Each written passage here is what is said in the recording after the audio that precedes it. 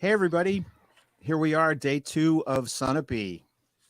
Yes, welcome. I'm so excited to be here, especially after following yesterday's action online. I'm Paul Kirsch. I'm one of the race directors and also one of the U.S. Mountain Running Team staff. And with me is Danny Moreno. She is, besides a phenomenal runner, which I'm sure you all know, she's also co-host of the Subhub podcast with MK Sullivan.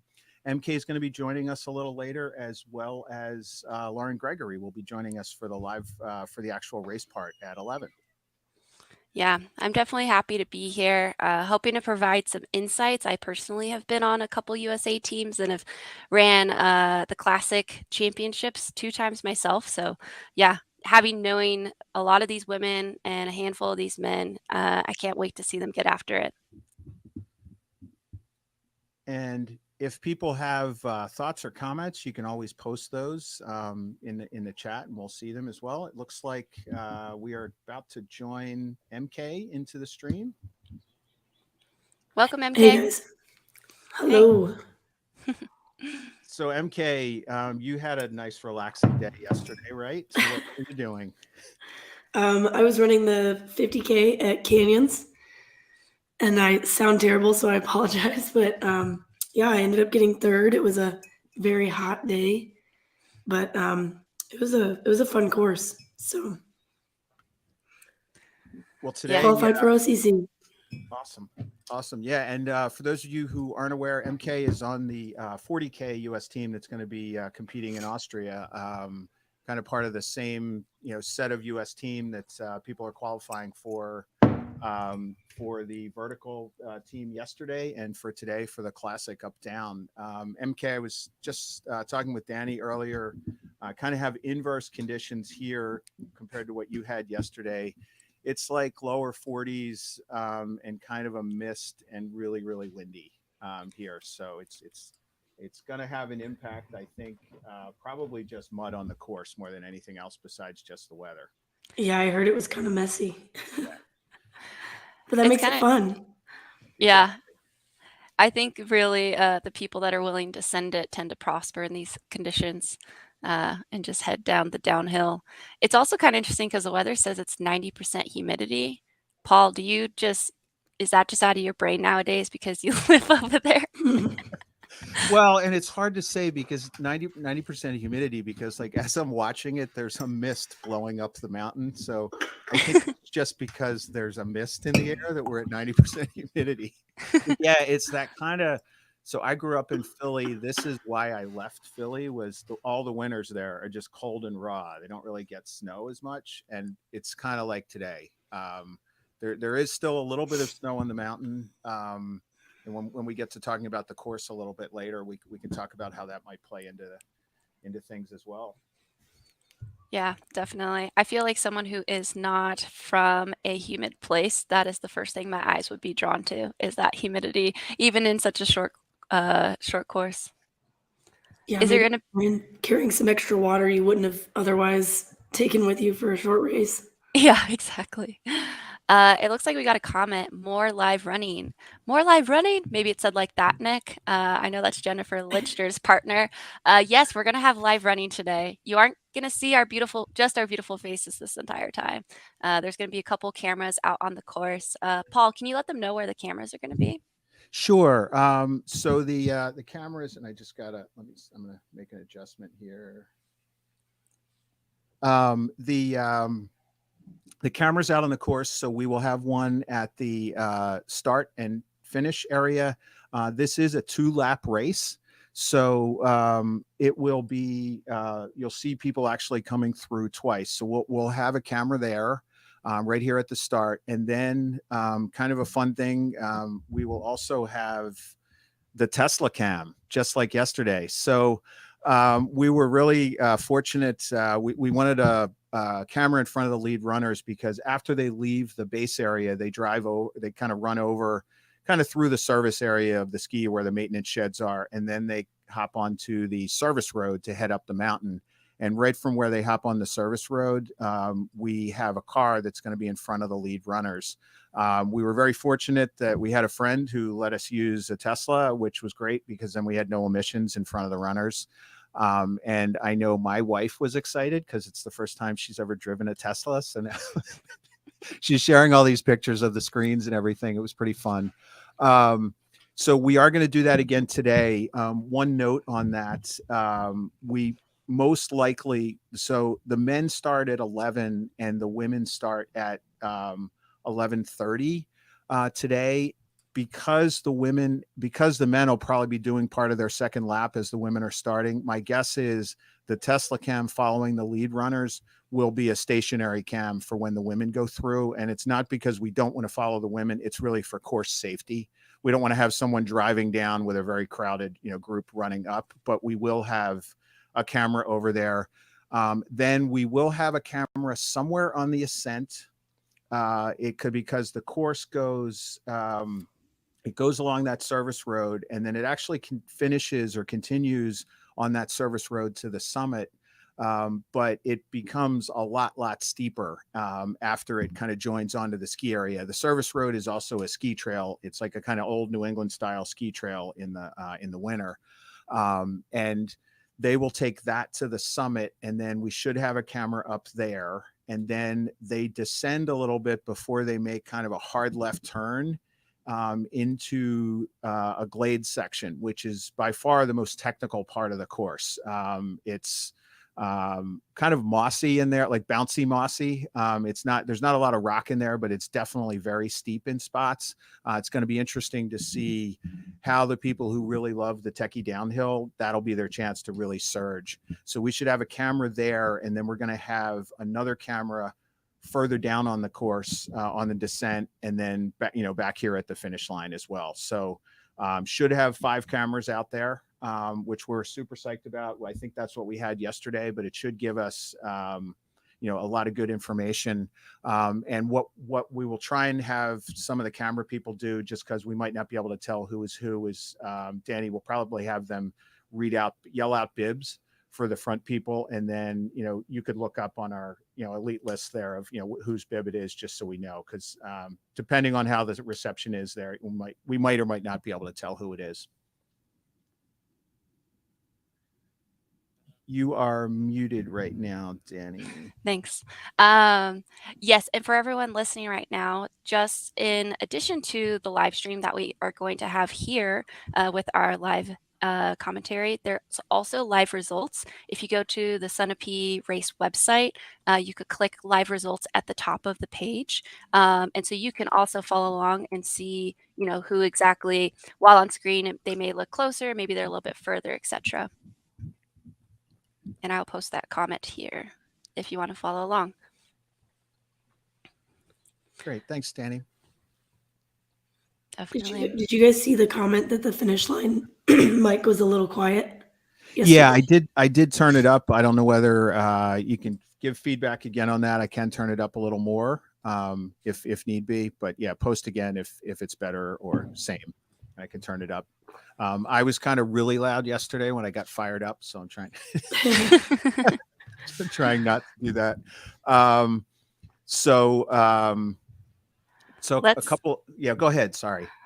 Go ahead, Paul. I was gonna say if we wanted to recap yesterday for some folks, but if you have some updates for today that's more relevant, let's share those first.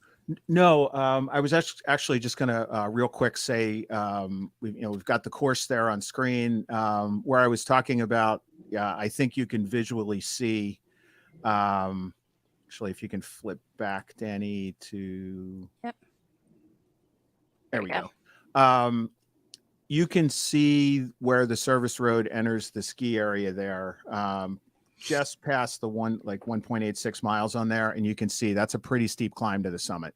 And that is also on service road, but it's pretty steep. And then they've got fairly steep descent as well. That one little spot there is where it kind of pops out on the glades, climbs back up, and then that final descent. And they'll be doing that 2 laps. And it is a very fast start.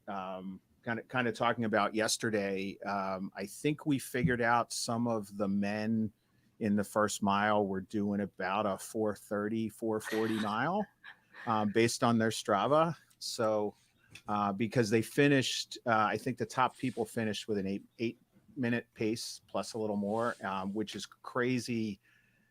If you know, like if you saw the single track, for any of you who saw that, they were not doing a 4-minute mile in that single track. So it just shows you how much they were flying in that first section. Yeah. Watching online, I personally love the variety of this course. You have a little bit of everything. So every person who might have their strengths, they can catch their breath and maybe have a chance to make their way up. But I do think that first mile is key. You know, you have to have contact. Something else interesting for those who don't know already, as we've said a couple of times, they're doing 2 loops of this course. So while they are going to go down that steep descent, they go immediately into that long climb again before finishing again on the descent. And Paul, you were saying it's kind of mossy. Yeah, and it's not like rock mossy; it's like spongy mossy. Yeah, I was gonna say that in my experience, that's way more unpredictable than like a rocky descent. Right, right. So And that'll be exciting. yeah, and if the race, for example, was in July, I'm not sure you'd even be able to run through there because it's got that like low brush that's cut for the winter, for the glade, so people can ski through it. And that's all gone. But yeah, underneath it is that kind of bouncy, spongy moss. So it is kind of a pick your own route. Going down it, there's not like a clear trail. You're just going. I mean, there are flags, but it's not like a specific route. So it's going to be interesting too, strategically. Whether people pick left side or right side. Yeah, I think this is a great course to be sending our best folks possible to compete in Austria beginning of June. For those that don't know, it's actually today compared to yesterday. We'll have the top 4 men and the top 4 women. Will be making Team USA for the classic distance, and they'll be competing in Austria beginning of June. Yesterday, only 3 women got picked, only because our very own pride and joy, Allie McLaughlin, was the world champion last year, and so it's probably deserved that she gets a spot, well deserved, as Joe, Gray, and Grayson also had experience in previous years when they had won. So, yep, top 4 this year. Any list of scratches, Paul? Sorry, I'm doing race directing texting. I promise. Oh no, you're right. good. John, the only notable ones that I know of right now are the same ones from yesterday. Allie Ostrander is the only one I know of, but today, yeah, Paul, go ahead. I don't know whether Eddie Owen is going to race today, and that's not based on him saying he scratched, but I do remember he posted saying, I'll race Sunday if I have to. So I have no idea whether he will be racing today. I know Alex Lawson is not racing today. She was just beyond stoked to make the team yesterday. And she said, I think when she had talked about this with you as well, she's coming off ski season. She's exhausted. She's been running for 3 weeks. And she's like, I made the vertical team. I need to be smart for my body and not race again today. So she won't be in there. I don't know. We haven't had like official scratches otherwise. So it'll be interesting to see, once things start, and kind of a really fun thing is I believe this is the first time that Allie Mack and Grayson Murphy will have competed against each other. I was just about to say we have a notable addition to the field today with Allie Mack coming back in. Yeah, and it's going to be interesting. You have a 2023 vertical champ versus the 2019. That year it was an up-down champs. Talking, kind of connecting that to yesterday's race. Grayson, if she was running in the men's race, she would have been 13th overall. And my guess is she would have been like 9th overall because she didn't really have anybody pushing her where she was. But she just went out, and she had mentioned to us that she really had a focus. She wanted to be first to the single track. And so she just kept, widening the gap on the first section on the road. And so she was in the single track. I think she won by about 5 minutes, and that's not to take anything away from Rachel or Alex or the rest of the field either. I think it's just where Grayson's at right now. She's just in phenomenal shape. So it's going to be interesting to see Grayson on day 2 of racing versus Allie Mack on fresh legs and see what that looks like. I'm stoked. And I think they're both as good on the climb or the up down as well. Like it's not like it's not like either one I would say, oh well, one's the expert climber, one's the expert descender. I think they're both like the all-around Swiss Army knives. So it'll be really interesting to see. On the men's side, it was kind of interesting and kind of cool. We had a few athletes from Canada who came and raced. Carly Rempel on the women's side.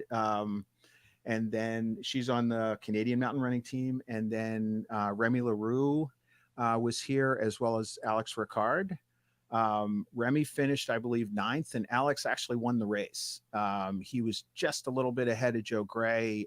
Joe at one point had slipped and fallen. He wasn't sure whether he was hurt, and then he wasn't able to catch Alex by the end. But it was just exciting to see. Like, we always love having the international flavor to it. I was really excited to see that because I know for many years, I don't know where Canada's funding is for their team, but for a lot of years, it was like, hey, you want to be on Team Canada? Okay, great. You have to totally finance your own trip. And the caliber of runners they've been getting on their team, it was evident yesterday. I think Alex was top 12 at Worlds in Thailand. And so just to see him do that well yesterday, he is racing again today, as is Remy. So that'll be interesting to see. We did get a comment that the Glade, and this is actually from a local runner who trains here, Haley Heinrich, who she was 7th overall, and I believe she's racing Breakneck next week as well. And Haley's a phenomenal runner who lives like down the street from Sunapee, and she was saying the Glade's going to be kind of a little bit like fell running in that section, so that should be exciting. And what's interesting as well with that Glade is, so you finish the Glade and you have to make a right turn onto the ski trail, and you might be like, oh, good. Right there, it's just really muddy. And so it's one of those, like, trying to make a right turn and your foot just keeps going kind of thing. So it's going to be interesting to see, like, if anybody buys it there or whatever. Nice and slippery. So I'm going to hop off for one quick second here. I just need to do a race director thing. I'll be right back. Man of many hats. Yes. It makes me think of that video from one of your guys' days in Madeira, where like all those guys were just slipping around that corner as fast as they could. Yeah. It's how would you approach this, MK, if you were doing this double looped course? Being somebody who's not a very strong, well, not as strong as some other people, descender, I would probably hammer the climbs pretty hard and try to save my legs as much as I could on that first downhill. And then on the second downhill, you just got to send it no matter what. I'm assuming you would maybe do it a little opposite of myself. I don't know, because to me, just, immediately looking at this profile, it's more climbing. But again, I'd want to see the downhill, because if the downhill is extremely technical, even though it's, 1/3 of this course, someone could lose easily like 5 to 6 minutes if they're not willing to like take certain lines and everything. So I guess personally, I would probably wait after the first mile and kind of see where people are going, and kind of have my eye on like the top 4 that are making it. And then I would try to make a move on the first downhill to kind of separate myself and go into that second loop. But anyone who's done a double looped course, your legs will not feel great no matter how hard you go out that first loop, especially when you go into that second climb. So even though we're saying like save your legs, it's like 0.001 of a difference that your legs feel that much better regardless. Because even if you're slowing down, like I probably would, you're blocking so much that you're not really saving your legs any differently than if you just kind of sent it. Yeah. I always think that's the hardest part of downhill is the better you are as a downhiller, it actually the better your legs feel, because you aren't braking. It's the braking, I feel like, that just destroys your quads. And the problem is the only way you do that is to run more fast downhill, which is kind of a mind game. It's like, how do you get better at running downhill? We'll run downhill, and I do think that is going to be interesting to see. We've got some people who are better climbers. I'm really excited to see how Max King does today. He did not race yesterday. He has a big focus on trying to make the team today, which is really exciting. I think Max is 43. He actually he can claim that he's always made the team at races that Tom and I or Chris Dunn have been race directors on. So hopefully that's good juju for him, because he made the teams in 2011 and 2013 when it was acidotic racing, and I was helping with them. And then with 603 this year, we'll see where that is. And Max just kind of loves this type of terrain. He was kind of laughing about it on Friday, just about some of the downhill and things. It's just totally going to be his kind of course. It's going to be interesting to see. Yeah, I feel if anyone who doesn't follow Max Keen on Instagram, highly recommend it. There's plenty of videos of him there just sending it on this type of terrain, like very wet, muddy, slippery conditions. Well, and he also has, if you've seen recently, he's got his ankle taping videos. I forget, it's like called, I think, Luco tape. Someone was calling him the Luco King yesterday. I guess it's I need to visit that site. Yeah, well, I guess MK, it's Noah Williams was showing it to me yesterday because he had it on. It's like very stiff medical grade tape. And so Max does this double taping on his ankles on the outside, and then kind of wraps it around to really keep his ankles stable. And I know after he previewed the course, he came down and he's like, yeah, this is going to be a triple Luco tape kind of race. I know he'll be doing that. But yeah, he's actually, MK, it's kind of a fun, he goes through the whole instructions of how he does it and all. So we'll see how that goes. And I'm excited. Some of you may know Pat Caron, runner from the Maine area. He actually just, Danny, he also ran Boston. He's going to be out there with a camera. Yesterday, he was out on the single track section. He's going to be out there just below the glade, wandering back and forth. He'll also going to join us to kind of give us a course report before he heads out. He may also come on to talk about yesterday a little bit, where I am as well. He's kind of right now getting his bags ready to go stand in rain and 40 miles per hour for 2 hours. My coach, Rick Floyd, just sent me a picture from the parking lot, and he said, beautiful East Coast morning. It is drizzly.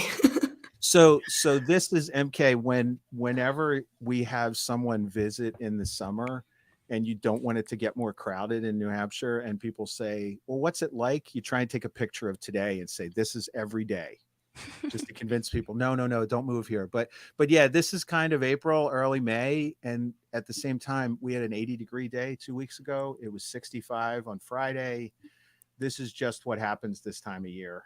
And, I think it's actually supposed to rain the whole week. I think today, the biggest, it's just going to be muddy is going to be the biggest challenge around it. I'm currently can't really get it on the camera. Although, wait, I can switch cameras. It's not going to show much.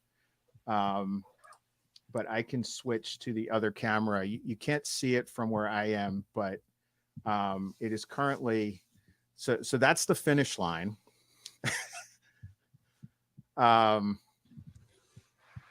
Danny, can you make that one big?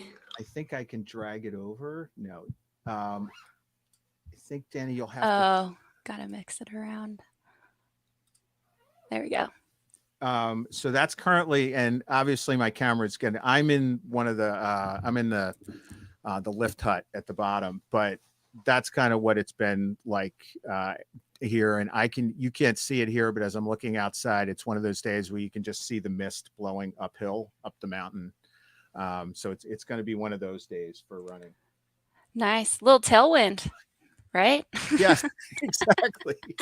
Exactly. At least one way. You always got to spin into the positive. I feel like it's like, oh yeah, we're going to have a little tailwind going up. But then when you're going down, that's going to be blowing in your face. So be ready to wipe your face. Well, it seems like we're going to be taking the toughest team to Austria. So yes. Yeah. Let's Yeah. show some of the people that will be competing today. So here's some of the women that we have our eyes on. Grayson, former world champ in 2019, actually for this style of race, the classic mountain race. She also recently claimed the women's title in the VK yesterday. Her time would have put her 13th overall, so we know that she's strong. Allie McLaughlin, 2022 VK world champ, decided to sit out yesterday because she already had a spot and is joining today. I think that's a big headline that we're all excited to see what is going to happen there. Personally, I think Grayson and Allie have very similar racing styles. So to see them, bashing heads from the get-go is going to be really fun. We have Corey Dow, Rachel Tama. I'm so sorry, Rachel. Marchik. Tomachik. Yeah. She earned her spot yesterday in the VK as well, so she's doubling back. Megan Lacey, she has been on a USA team before, I believe in 2020, Paul. She was 2021. 2021 Oh, 21. when unfortunately Worlds got canceled. That's right. Yeah, So then they went to Xterra instead. right. Yeah, and I should mention, so Corey Dow was actually on the team last year. She's a local New Hampshire girl. Corey's specialty is running out of control downhills. Like, she did not race yesterday because she's not as good of a climber. I think she is very stoked for today and her opportunities today, just because that glade, that's where she's going to gobble things up. So it'll be interesting to see, strategically, that's why she did not compete yesterday, to have fresh legs. I love that. I hope there's a cam on her, so we could have a little highlight of her sending it on that downhill, especially because she's used to this type of downhill. Exactly. I definitely feel like it's a very learned skill, having run in similar fell type running, technical Exactly. type of downhill. Megan Lacey, Carly Rempel, she is actually from Team Canada, but she was up there yesterday in the VK top 5, I believe. Yeah, I think she was fourth, Fourth. which is, it's kind of funny because I was joking with her. So she's married to Andy Wacker, and Andy kind of got her into mountain running, bringing her over from track and road, as Andy wants to do with the entire world, which is awesome. And it's funny because every time she's come to a mountain race, she's kind of been like, yeah, I think this is my last mountain race. And here she is on the Canadian team. And I was joking with her. I'm like, marriage changes you. You're now doing 2 mountain races back to back. Look at this. What has happened to you? So she was laughing about that. And she's like, yeah, I'm not sure I'm doing both. But I think after yesterday, she was so strong yesterday. It was really exciting to see. I think she was just like beyond ecstatic to be in the top 4. That's great. Yeah, I also can attest that Carly says she's gonna stop doing trail running after every ring. But super bubbly, very contagious energy. What's also really cool is that Andy Wacker has created the trail team, but also there's like a trail team training club in Boulder now, and Carly's part of that. So I'm sure. I would assume that hopefully she's gaining some strength from that, it's cool to see it play out Exactly. yesterday. Emily Stitt, she is from Vermont, so she's also from the East Coast. She's had multiple top 10s at mountain championships, but has yet to make a team. But again, that East Coast strength, I think that'll play in very well today. And she's actually a Nordic skier. And she's a Nordic skier. So that's kind of her, kind of another fun crossover athlete. That's her primary sport, and this is kind of her side sport. I feel like a lot of top athletes, also a high achiever. I believe she's currently in medical school. So she's juggling all that as well. But yeah, she's really excited to be back. She had a pretty good, I think she was 6th at Whiteface last year, which that was a very technical downhill. So it'll be curious to see what she does. Today is 2 laps. It's a little different in that way, but she still was able to send it down Whiteface. So I think she's going to be in the mix for sure. Chris Dunn says that a Corey Cam has his vote. Love it. Katie O'Regan, she was 4th at the World Masters uphill last year in Ireland. Abby McNulty, And Abby actually has scratched. She had Oh, a okay. nagging injury that, she decided it wasn't. And I was a little bummed just because she's primarily focused on roads. So I was just really looking forward to see how she would do with that. That's And then, Sam Lewis. Sam raced yesterday. I assume she's racing again today. I think she was hoping to finish a little higher yesterday, but I think she's pretty fired up today to, shoot to make her. I believe this would be her third team because she was on the team in 2019, and then she was also on the team last year in Thailand as well. Yeah, and Sam is such a fighter. I have no doubt that she's fired up to try and make the team this year or now today. Alex Lawson, we already said this, but she decided to scratch. She's just had a really long ski season. Got her way onto the team yesterday, and I just think that's a really smart call to sit out today and just let her body get ready for Worlds. Celebrate a little bit. Yeah, Yeah. and it's interesting because I feel like I know more Nordic skiers who are smart about backing off than I do runners. Where I feel like runners were just like, okay, just do more. And I do think it's interesting to see, and it may be just it's the rigors of their season. They've got to be more smart about rest.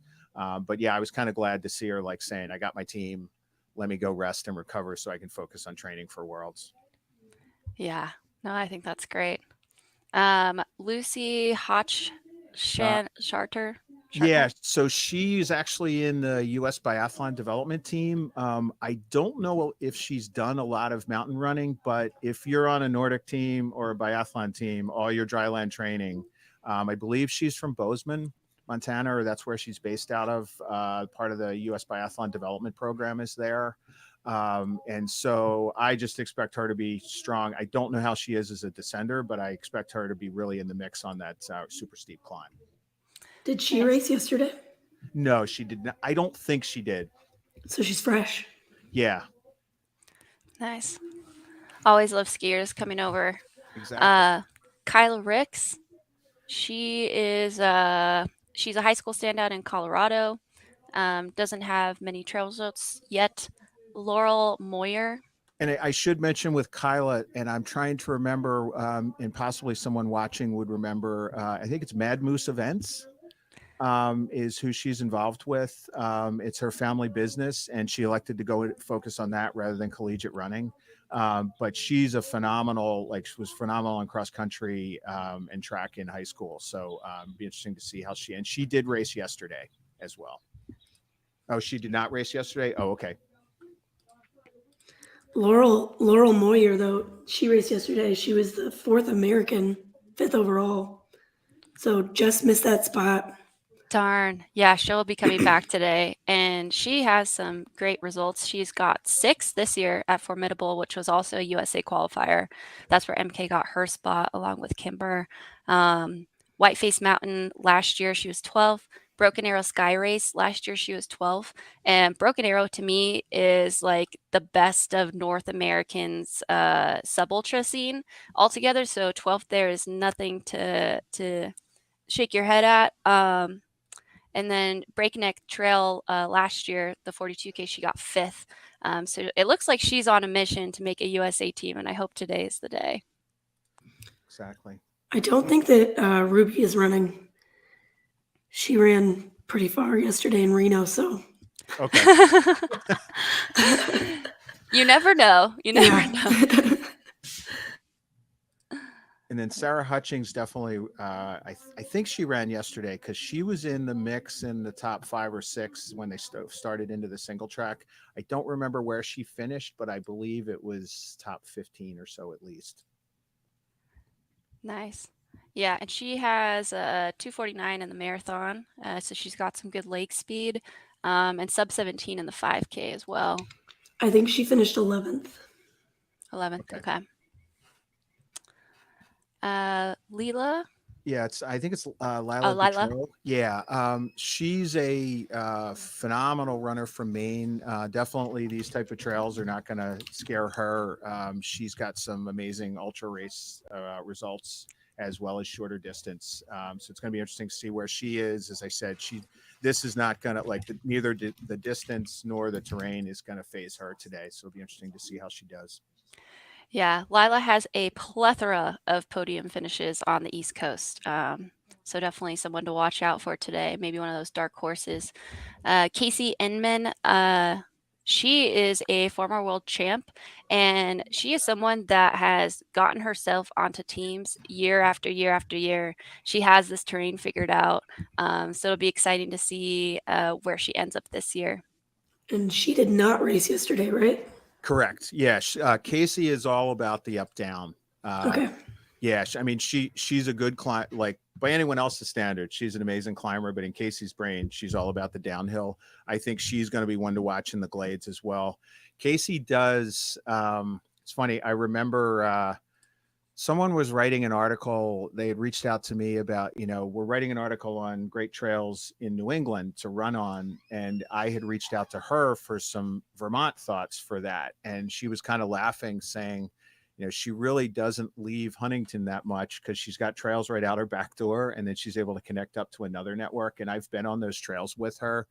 They're pretty technical trails. So it's like every day she's running on stuff like this. Her and her husband, Eli, they have Sleepy Hollow ski area. It's a Nordic ski area, which if you've ever been to a Nordic ski area, I swear all the trails at Sleepy Hollow are steep and up and down. Like there's no flat trails. I'm sure there are some, but she's definitely used to this type of terrain. I think she's focused, saying, I got a shot at the team. She did make the team in 2019, went to Argentina.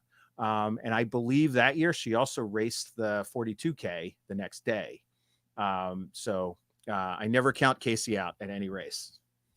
Yeah, I don't either. And fun fact, she and her partner have a maple syrup.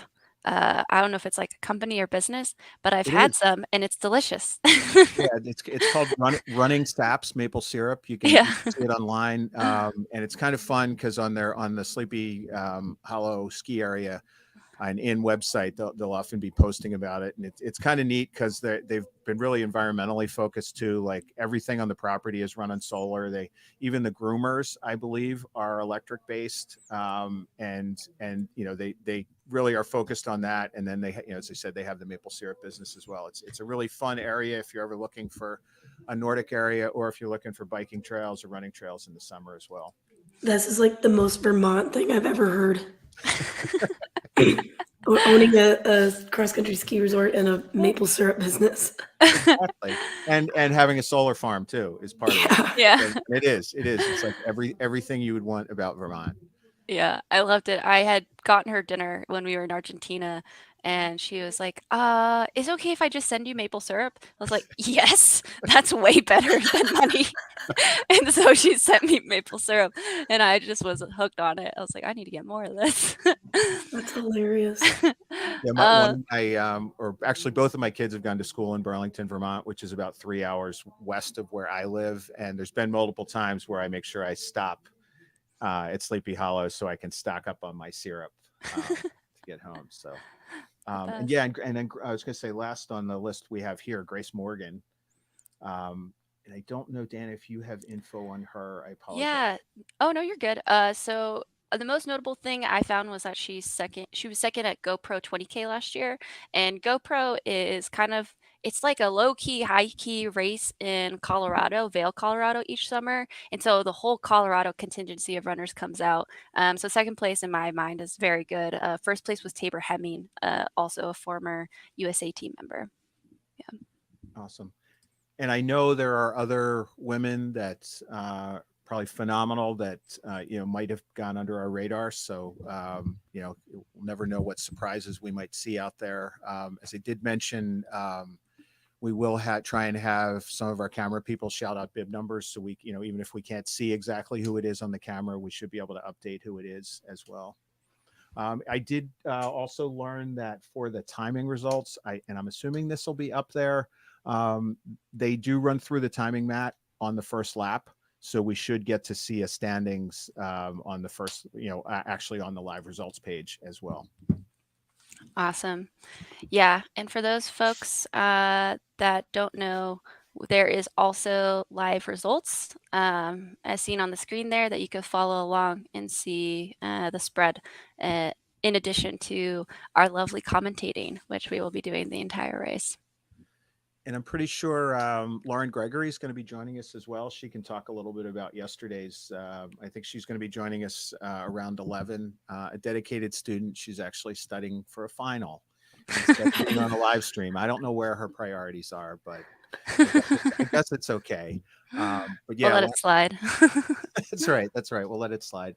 But yeah, she'll be joining us and giving us some amazing insights. She was great yesterday on here as well. That's awesome. Yeah, and just a reminder that the men will be going out first today, 11 a.m. Eastern time, and then the women are going 30 minutes later. So we might see some athletes, depending on when the men come around for their first loop, kind of crossing paths, but that'll be very exciting. Shall we review some of the men? Let's start with Dan Sure. Kurtz. Yes. MK, this is your guy. Yes. Dan was my athlete of the year to look out for that I chose at the beginning of our podcast. Dan made the team yesterday. He was second American, right? Yes. Yeah. So I'm excited to see him come back and mix it up on the up down. Yeah. And Dan was part of Team USA last year on the vertical team. Yes. So. And I believe actually he did the up down as well. I think you might be right. I believe Joe had to scratch. Joe Gray, I think he scratched from the second race just because of ankle issues. But yeah, Dan had a phenomenal day yesterday. If course knowledge is an advantage, Dan had run the vertical course 5 times in the last week, just trying to really get it down. And I think it helped him a lot because he kind of knew where he could pass, where to surge, because that was a tactical challenge yesterday. Today, that won't be a factor of where to pass because it's all on ski trail or service roads, so there's plenty of room to pass.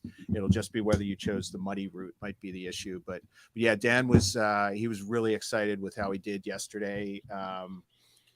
You could see the focus on him when he came in. I think part of him, he was like, "Oh, I wonder if I could have caught Joe." Like he was that pumped afterwards. So really excited to see him back on the team. I know he was a little concerned ahead of time whether his training was good coming in, but obviously it was.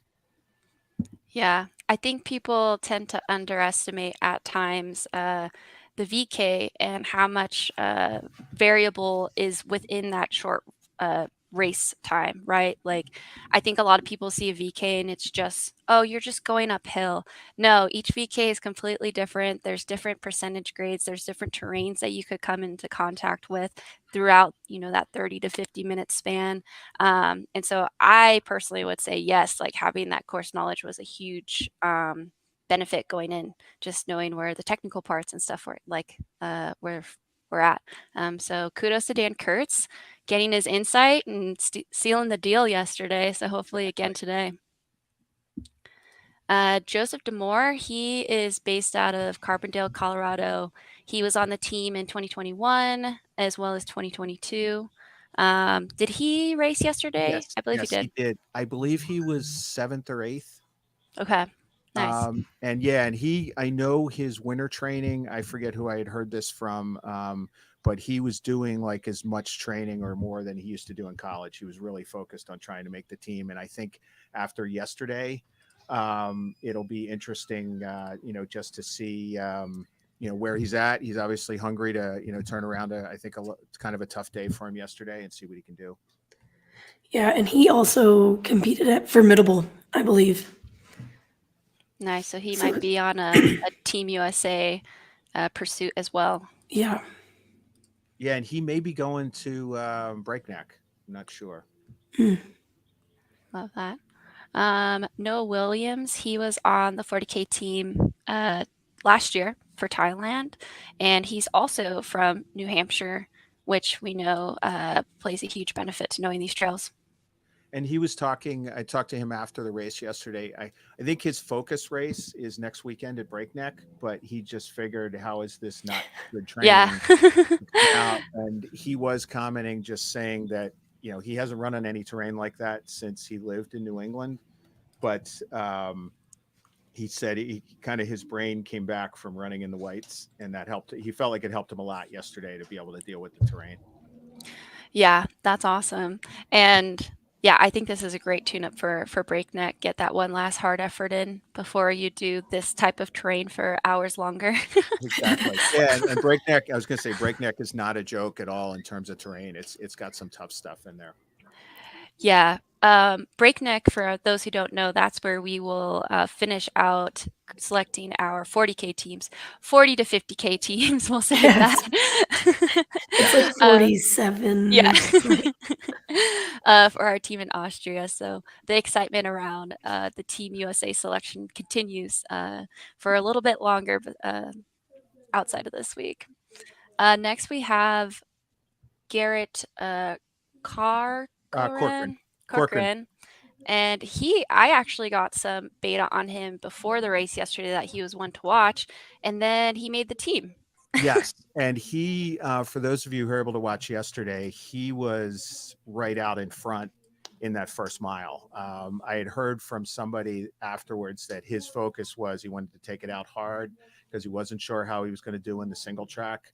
So I believe he made it first to the single track, and then I think at the first camera we had in there, he was one of the top two. I can't remember whether Alex Picard had passed him at that point, but yeah, really excited to see him on the team. I think he took the 4th spot. So, And I'm first mountain team.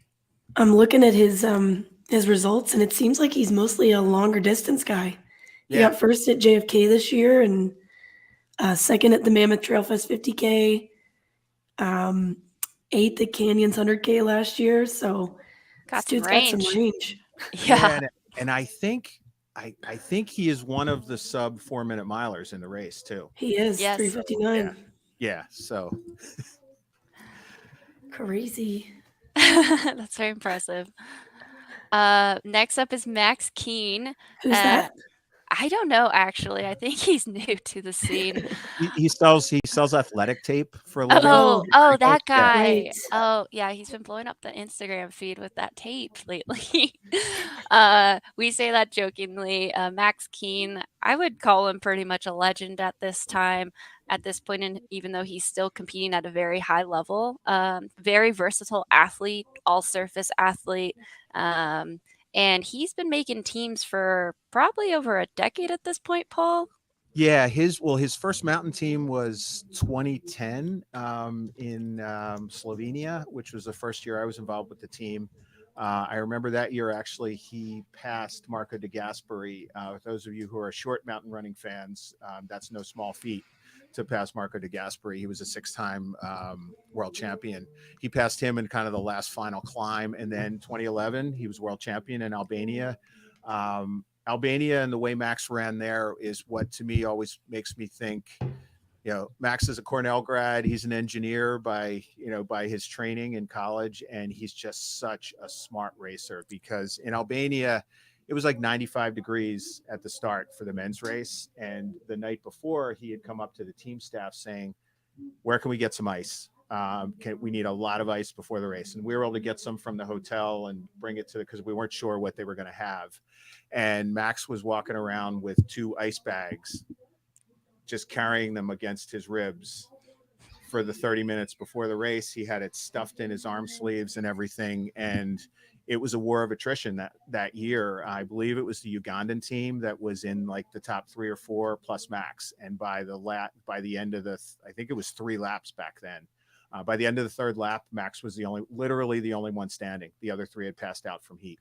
And that's just kind of the intelligent racer Max is. He missed the team by like 10 seconds in 2012. And then 2013, he made the team again. And then he had a tough ankle roll on the course in Poland. The top of the course there was on cobblestone, and Max was leading and rolled his ankle bad on the first lap. But he's never to be counted out, as you said. He's just such a versatile athlete. I swear he's better at 43 than he was at 33. It's like, that's how good he is. And he got 4th at the World Champs 40K last year in Thailand. So Yeah, and speaking of that, Noah, that was one of the other things Noah had mentioned. Max was leading a lot of that race because of how he was climbing some of the uphills, and the climbs in Thailand were no joke in that 40K course. So I think there was a point at which Max wasn't as good on the climbs as he is the descents. I think those days are over. He's he's good on both. So. Yeah, I think that's one of the truest testaments of a really great athlete is when you know you can never count them out and that 99% of the time they're very consistent and they're in the hunt. So yeah, if you could not all tell, we're very big fans of Max Keane and we have a lot of respect for him and his approach to the sport. So definitely someone to watch, and he's lethal on downhills. We'll just say that. So it'll be fun to see how he kind of allocates his resources today, up versus down. it's because he knows how to tape his ankles. It's because he Right. knows how to tape his ankles. The Luco King. Yes. I believe that Matt Lipsy is scratched for today. He's had a nagging hamstring injury, so I believe he's scratched for today. Nice. And next we have Tom Sederquist. He's from Minnesota. He was third place at the USA Trail Half Championship in 2022. Has a sub 15 in the 5K. So yeah, he'll be fun to watch as well. Did he race yesterday? I believe he did not. I think he's just racing today. Nice. So fresh legs coming in today. We have Mike Sinceri. Mike Sinceri. He's from Idaho. He got first place in the Speed Goat 50K in 2019, third in 2022, and first place at the Rut in 2022. So definitely a very mountainous athlete. So I could see this technical terrain. Both of those are very technical 50Ks. So he might be thriving in this sort of terrain. But I will say personally, fell running is a little bit different from like that classic alpine granite. So even if you're like good on technical terrain, it's a versatile skill to still have. And then we have AJ Beers. He's from New York. He's a younger guy, 26. Because something we noted was we have a lot of 30 plus year olds. Not that those guys aren't also young, but this age just stuck out to me. He was 12th overall in the mountain championship last year, 33rd at Broken Arrow 26K last year, and he has a 1:11 in the half marathon. So I realized, Danny, just seeing the comments there. Yeah. Talking. Yeah. Morgan Elliott. Yeah. Thank you for reminding us. Morgan Elliott was yesterday. He was gobbling up the single track trails. For those of you who got to see the camera where Pat Karen was, he probably looked as graceful as anyone just running through the rock and roots in that section. He was a man on a mission trying to catch the fourth US guy. So he's back. I think he's fired up, looking to make the team for sure. And then another one that I apologize is not on the list. Liam Marrow. He raced yesterday. I don't know, Dan, if you can bring up his results from yesterday, but he was definitely in the mix yesterday as well. Let's see.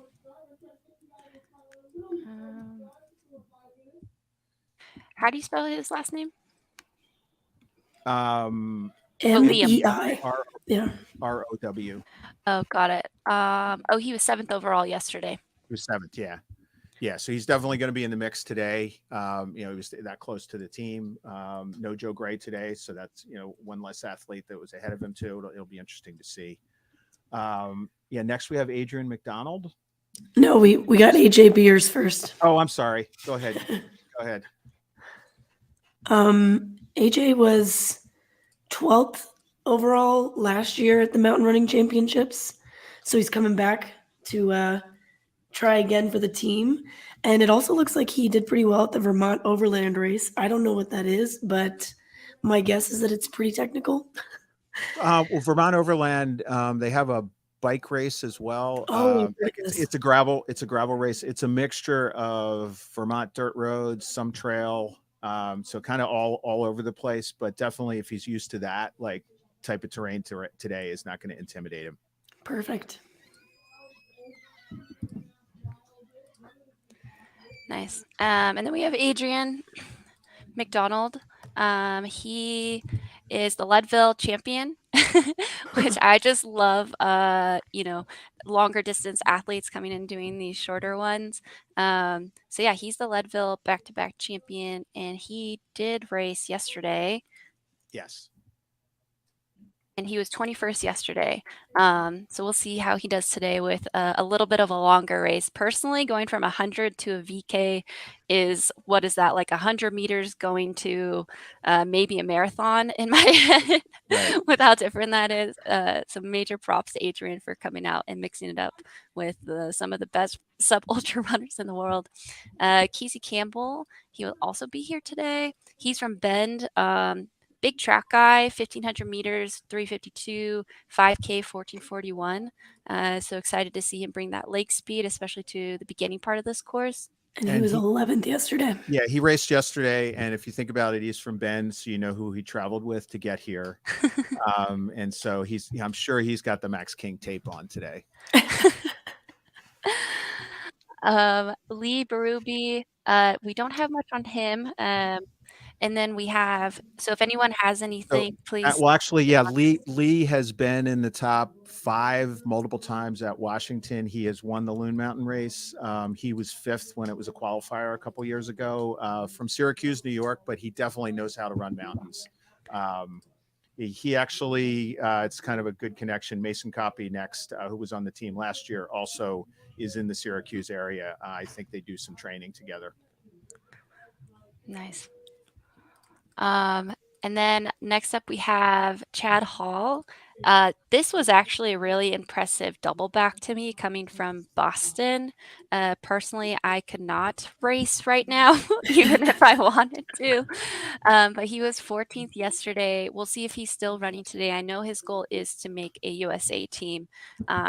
So I would imagine he's going to be in there today. I think he may be out because of ankle issues. I'm not 100% sure. I'm not 100% sure on that. He did not run yesterday, so I'm not sure whether he's running today or not. Okay. Well, it says he got 14th yesterday. Okay, then yeah, it shows you what the guy at the finish line knows. Okay. No, you know so much. It's very impressive.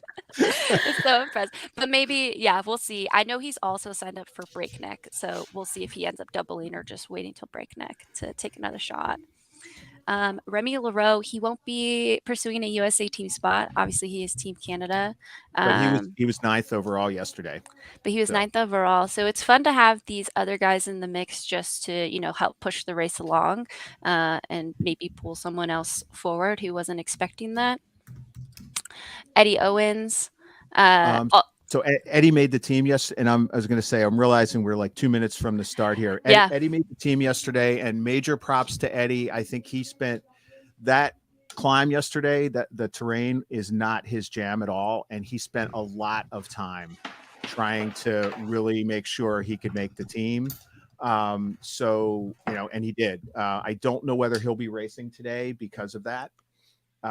Next, Alex Picard. Alex won yesterday. He's back today. Just a strong runner. It's going to be interesting to see what he does to push the pace for today. And then next, Stuart Jones. And then we actually should switch over cameras. Yes. Let's see. There we go. And all then right. One quick person I left off there as well. One of the commenters said Stephen Lang. Stephen is just a phenomenal runner. I believe he was 6th or 7th last year at Loon. I forget, but he's part of the New England mountain running circuit, and he's just a monster. These are his type of trails, so it'll be interesting to see what he does as well. As someone had just mentioned, tons of other highly technical crushing efforts. So here we go. So we are about to go here. Oh, this is so exciting. Lauren needs to be added to the chat. The thing. Thanks. No problem. Let me go back to. Hello, Lauren Gregory. Hi, you guys. How are you? good. Good. Sitting on the edge of my seat, literally. Yeah, And this they're is about to crazy. go, and here they go. Those conditions are gnarly. Oh, let's go. And the men have taken off. Nice. So on the outside, on that right there in the red and the white hat, that's Max Keen. And so right They after look we like they're- lose them here, the Tesla cam would be the next one you want to feature, Danny. Oh man, who's going out hard? Yeah, wow. I mean, they all look like they're hammering, but somebody's going out really hard up there. So I believe the striped jersey is Alex Picard or Remy from yesterday. But so if you want to switch over to Tesla cam, and I'll so keep it here they're for now until I see it on the other cam. so they're going to pop out there from the Tesla cam. You're going to see them pop out. There's like a little gap there, and then suddenly they'll be there. Yeah, that's right there. Is just on the other side of the service road, and right where those people are standing is where they're going to pop out, just to the left of them. There's like this little muddy section through the maintenance area coming in, and then they'll be on the road. Yeah, and as Paul mentioned, this first mile is blazing. Some of the guys yesterday were running sub 5 minutes on this first mile. So if you can imagine how fast that is, it's quite fast. And that's Fast, the but director of still operations from the mountain who just blew by, Colin, who's been an amazing Oh, here help. they come. Here they come. So I'm going to hop off for a second just to talk with Tom Hooper, but go for it, ladies. Yeah, that first mile is still very steep, just not technical. It shows just how good of a runners these people are. Just great athletes all around. Yeah, and I feel like right now we're starting to see their different strategies. I'd love to figure out who this Yeah, who's is this in bib? front, just going hauling. I wish you can almost see the bib number, but 7-1, maybe 4-7-1. 13 5713. 5713. Oh, that's maybe Mason. Is that Mason Copey? Let's see. I can't tell. That's just by trying to recognize. It looks that like is a Mason rabbit Copey. jersey. Nice. Okay, let's So we go. got Mason Copey taking it out hard this morning. Runner from NCAA as well. Yeah, think and he was also a here. team member last year. Your miss event, right? In the up down. Yes. Awesome. Yeah, he's going for it. And then I can't tell who's leading the charge behind. Yeah, but nobody wants to make the move to go get him. Yeah. I mean, something I always look at with the uphill is the arms, seeing if they're tense or not. And he looks good. He looks smooth. Again, for the folks out there, this entire course, it's a two-loop course, so it's 8.2 miles. Yeah, and kind of like Lauren was saying, this, like the camera angle makes this look flat, but you can kind of tell just by the way these guys are running that it is definitely uphill already. Yeah, With those there's big lopey strides. there is a section where they dip down a little bit, but yeah, this is like a 10% grade here. Yeah. Even though it looks like they're running flat. Almost. That's the Mountain crazy running, part. we're like, oh, it's so fast. Yeah. I think Everyone Lauren, else would not even. I was joking about that. I think Lauren, in one description, I told people, I said it's a flat, fast course with 2 rolling hills. So Every mountain runner is like, oh, okay, yeah, that makes sense. right. We have a comment that Liam is in the teal hat. Oh, nice. Let's see. So that's Leon Hammonds.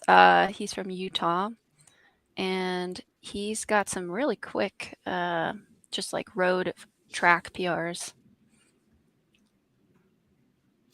I wonder if some of these guys who raced yesterday are trying to hold back on the first lap and seeing where their legs are at and then moving on from there. So Yeah, I That feel might be like a there's 2 strategies. There's that what Lauren just said, you hold back, and then I also know there's kind of people that'll just go because they know their legs are eventually going to die out. And Mason did Right. not run yesterday, so he's a little, He's taking advantage of the fresh legs. yep, might as well. And I mean, with a team spot, you've got to, yeah, you can't hold back sometimes. It would suck to hold back and then miss out on the team spot. So Yeah. it's an And, interesting strategy to weigh. We have Morgan Elliott in the red short sleeve. And apologies, that was Liam Miro, not the other. It's not Liam Hammonds. So we got 2 Liams in here. Okay, so Morgan Elliott in the short sleeve. Nice. I need to know who's in the hot pink. Does anybody know who's in the hot pink? I wonder if that's the red one. Yeah, is that the red short sleeve we're talking about? Wow. I think it's actually orangey. If it's what Okay. I saw him wearing this morning, that may be Morgan. We've also got a lot of, we didn't make it through all the guys, but in the comments, everybody was talking about Stephen Lang, somebody we may have missed in our elite lineup, but he has the Mount Washington FKT. And we've got several people on here saying that he's a local legend and he could be a is. contender today. I love local legends. Yes. Yeah, I don't think he races a lot outside of New England, but yeah, he's a powerhouse in local races for sure. That's why he maybe under the radar a little bit. But and my apologies, I was away. So who is actually the leader right now? This is Kopi. Mason. Oh, that Yeah. is Mason. Okay. Yeah, that's interesting because, and I know, Mason's a California guy originally. So I know he's got some road speed as well. That may be his strategy today, is just to try and hammer on it here and see what he can do to put a gap on people. Yeah. So it looks like the field is starting to spread out a little bit. We have Mason in front, then it looks like a group of 3 guys, and then kind of like a tail. And in the tail, I still saw Max Keenan there, who we've mentioned multiple times being a monstrous downhiller. And now they're going on a little bit of a downhill right now. Yeah, they have a little bit of the descent, and then I believe the camera will pull over because it can't go any further. So it looks like from the comments, the pink top is Garrett Corcoran. Yep. Which I believe because they said by the sideburns. So He does have epic sideburns. What would be the next camera after this, Paul? I believe the next camera actually will be the Summit aid station. Okay. I feel like Mason is really. Did he make that gap even bigger, or is it just the camera angle? No, I think he did. I think this is he's just trying to hammer here, and he's seen the course. He knows how much steeper it's going to get as well. I love the comment, why isn't Morgan stopping at that aid station? And Nick says, he ain't thirsty. I will say the weather right now, there's a little mist in the air. So sometimes you aren't thirsty when that's the case. Even though you might need to be. Yeah. And this, for me, if I was in the race, it's so early on that you want to keep contact as much as possible, just to get that rhythm going with your competitors. All right. So we got a group of, it's actually 5 runners right here. That looked like Dan Kurtz, I believe, coming through. And is that Max there? This is Max Keen. Yep. And no idea. Way too fuzzy. That kind of looks like Chad Hall. Just a reminder that the top 4 men will be making Team USA today. And what's going to be interesting to see is it's one of the things I always love about up-down courses is just how much can change in lap 1 versus lap 2, and also what can change on the downhill. We'll see who gets to that Summit aid station first. Yeah, we saw Max King obviously sitting back a little bit. I think he's probably confident enough in his downhill legs to know that he doesn't need to hammer quite as hard on that uphill. Yeah, I think if I was in the race, I would trust Max King's experience and just try to cue off of him. And this is definitely his kind of downhill, which means everyone else hates it. I'm only half kidding, but Max just loves technical downhill. And I think, there are some spots where you got to run over snow as well. And the snow is that at this point, a week ago, it was like kind of bouncy, melting snow. And right now it's a mixture of like hard in some spots, soft in some spots, and had rain all through it. So it's that may be a place where you see somebody buy it, but also just from a mental standpoint, I think it's going to be interesting to see, how freaked out people are on the different terrain parts they get on that downhill. Yeah, I think it should be noted that yesterday we saw quite a few people biff it in that last like maybe half mile before the finish line, and it's just really neat that trail runners can just pop up and just keep going. I mean, we watched the winner yesterday go down and just get up in maybe 1 second and still sprint to the finish. So yeah, maybe people who raced yesterday might have a little advantage just knowing what that's like and how to adapt to those challenges. How many racers do we have in the men's race today, Paul? I don't know by gender, but there's about 350 total running. Cool. We got people still coming. Yeah, this is great. Should give a shout out. This is part of 2 different mountain series too, and that's part of the popularity of it. The USATF New England mountain running circuit. If you run a certain number of races in that circuit, you get a bypass to the Mount Washington Road Race, which is, it's the only way you get in is by lottery into Mount Washington. So it's nice to get that guarantee, but you definitely earn it because it means running 7 mountain races in New England to be able to get in the next year. And then there's some people who are streakers who do every single race in the series too. So this year they're doing 10 races, but that always brings in about 100 to 150 people to most New England short mountain races, which is just really fun because you got people from age 10 to 80 out here in this weather doing things. Yeah, I remember that from Loon last year. I think was Loon part of that series, Paul? Yes. Yeah. Yeah, it was really neat to just meet everybody from the areas coming from Arkansas and Colorado, just a huge community feeling there. Yeah, it is. It is. And it's nice because, as you're doing all these races together, people just get to know each other, all ages and everything. And you see, every year, it's like a homecoming at the first couple races in the series, because a lot of times the last time they saw someone was Cranmore the previous October. So it looks like gotten info. It looks like about 180 men started the race today. Nice. Cool.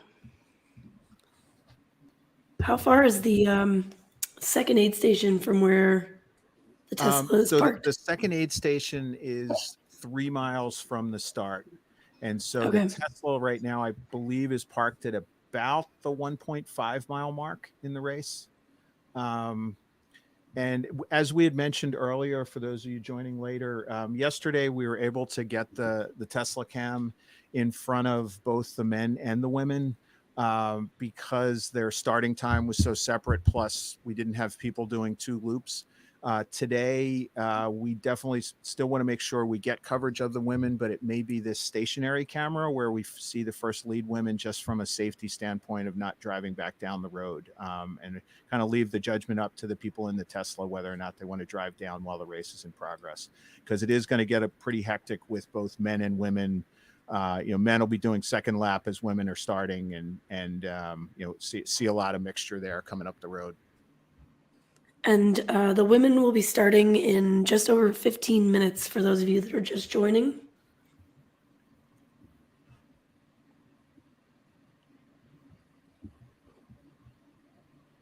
And so from this spot to the next spot, we'll see them. That'll be about 1.5 miles or so. Yeah. And during that 1.5 miles, they are climbing significantly. So I suspect it'll be a little more than 10 minutes before we see them again. Yeah, Danny, Yeah. do you want to pull up the the elevation profile so people can see kind of what we're working with again. Totally. Oh wow. Yeah, It there you was go. windy up there. There's an example Oh of man, the the terrain uphill wasn't rain. gnarly enough. The Let me see conditions if I- really kicked in. There we go. We got some sideways mist going on. It's bad when you can tell on a camera. Yeah. When I can see it, Lauren, looking right out here from where I am, and it's one of those uphill. It's one of those uphill rains. Ouch, dude. What did I just- say? April sleet brings May, hopefully flowers eventually. Yes, yes. But But, this you is know- why you typically don't plant tomatoes in New England until Memorial Day. So But like Danny said, it does look like it's a tailwind. So we're really pushing out this. I'd use that so hard. so the map there you can kind of see on the right side of your screen. If you look there, it kind of looks like someone was drawing a picture there, and they all of a sudden hit the bump in the road in the car, and it went up. That's where the second half of the service road is. That really steep climb. So they were just finishing where that camera was kind of on what I'll call the drivable service road. From that steep part is the area where just mountain vehicles can go up on it, and as you can see, it's got quite a climb to it. Anyone who might have seen the course preview pictures, I always lament that I wish for course preview pictures I could figure out a way to make it look as steep as it does, because it never does. It just looks like, oh, it's service road, good, it'll be fast. But that is a really steep section in there that they're going to be coming before they hit that summit, and then the summit down to the that first glade, which is probably going to be about a minute after the summit, maybe a minute and a half. Nice. My dad always says when he's watching live streams, he can tell how steep it is by how bent over I am. So just look at everybody's backs.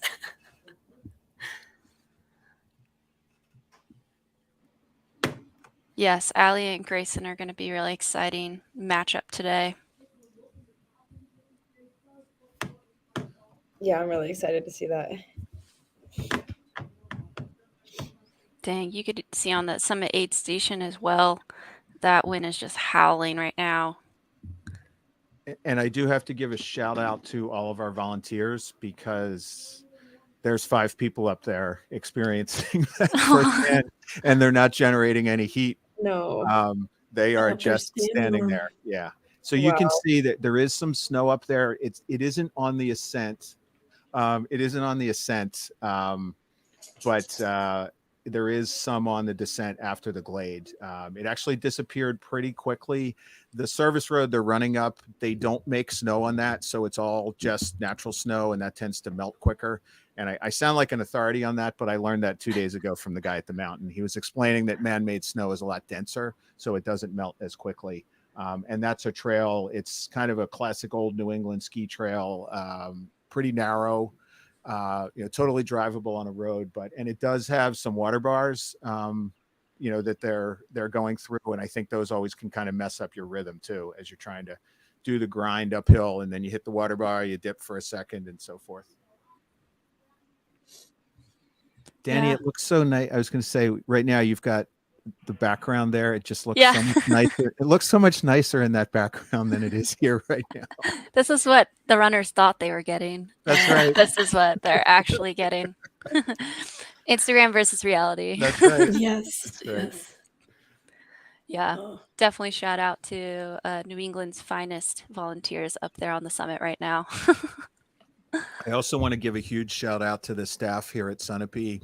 Yesterday, they moved the Wi-Fi closer to where we were so we could get reception at the summit. They've just been so helpful on everything. Like, I'm sitting they have boosted Wi-Fi here at the base where we are, because I'm sitting in the lift shack right next to the finish line, which my co-race director Tom Hooper keeps walking over to remind me that I have the cushy job right now sitting inside.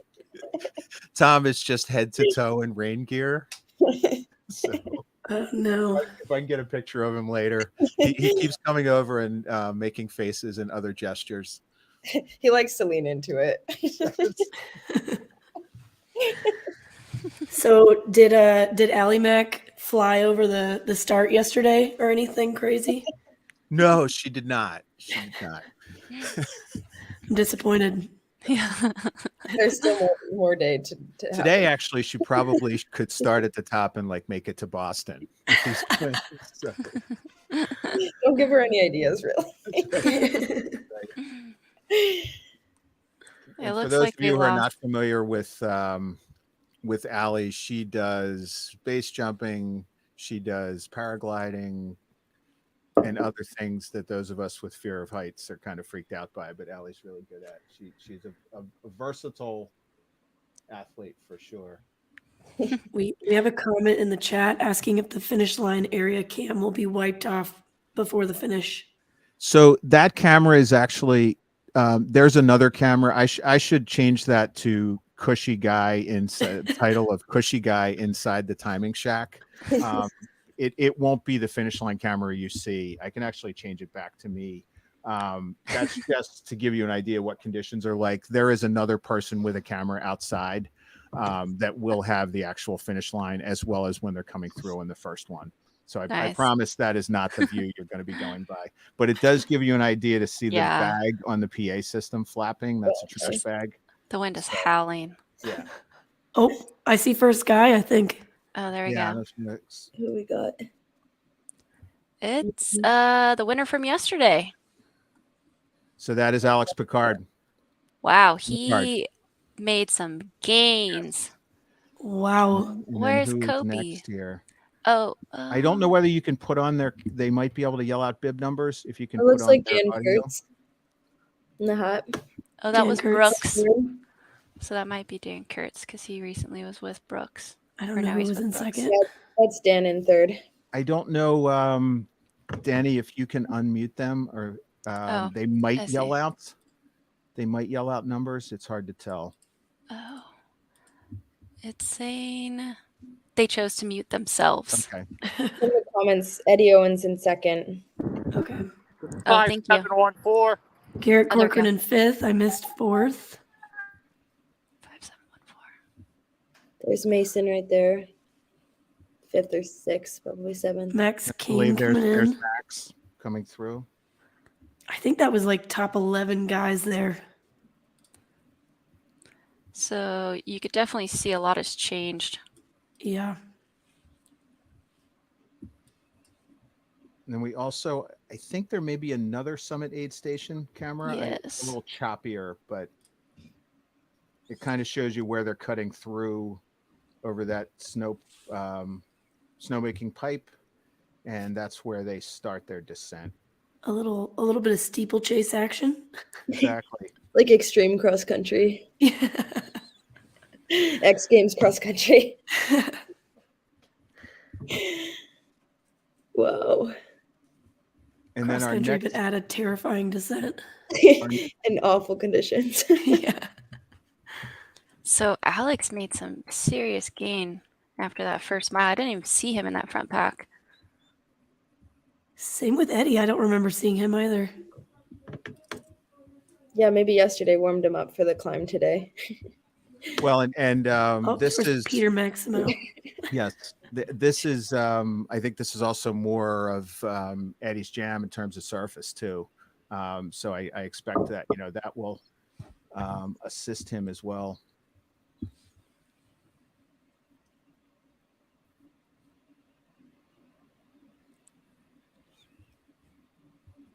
You can definitely see the conditions out there. It's Yeah. see those tree branches bouncing happily in the wind. Ha. And they are Happily. so see where I don't know if you can the kind of the trail sign is there. They're not going down the Black Diamond Upper Blast Off. They're going down a blue diamond trail, and then the glade is a black diamond that they'll be hitting. That's Will there so be a metal. camera on that descent, the glade descent? Will we get to see that? Because I'm very curious.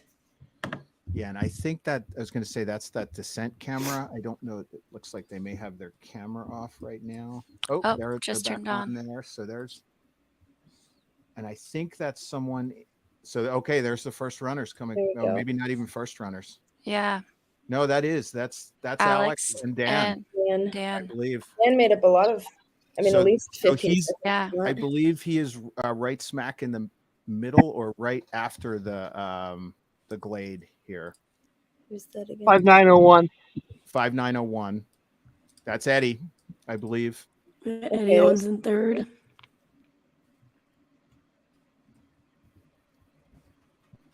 You can kind of see it's a little bit of make your own trip. 5817.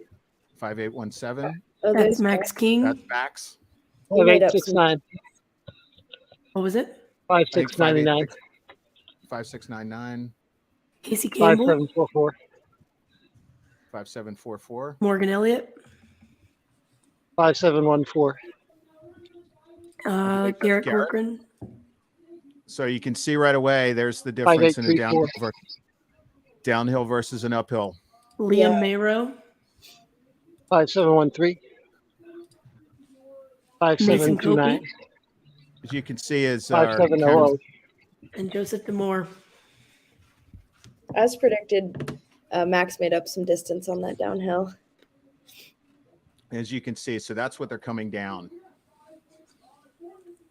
Was Yeah, that Dan or was it Dan? Dan or was and that Alex. Yeah, and Alex Ricard Yeah. as well. But you can see, so that's what they're coming through. There's really not a trail. Yeah, that looks sketchy. It's a glade, and they kind of have to pick their own route. And it's one of those like it's a little bit of weeds. 5706. 5706. Oh, let me go back. I don't have a 5706.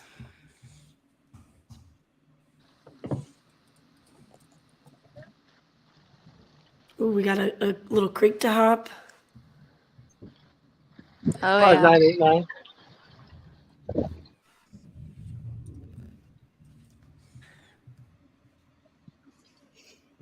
So 5989 is Noah Williams. And he's a New Hampshire native who lives in Colorado now, right? Yeah, that's true. Yeah, I think he lives in Leadville now. But he makes 5710. So the women are about to start in 3 minutes. So you could only imagine there's going to be some crossover with the men and women.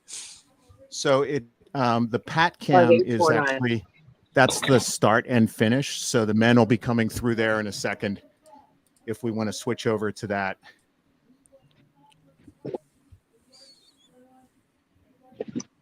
So just a comment on how steep this downhill is. The uphill portion was what, 3 miles of the course, and the downhill's only 1?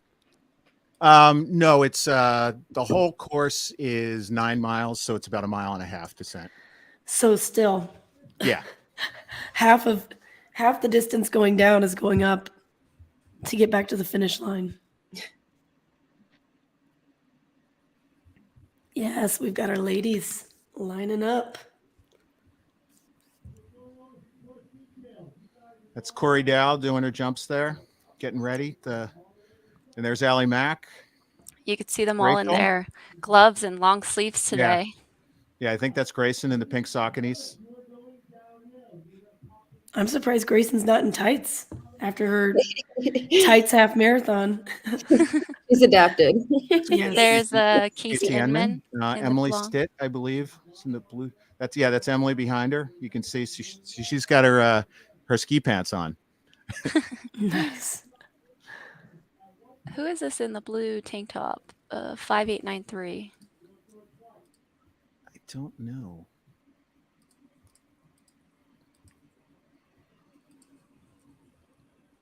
That is Katie O'Regan. Nice. Katie's been focused. She's got a lot of road background, but also pretty strong in the.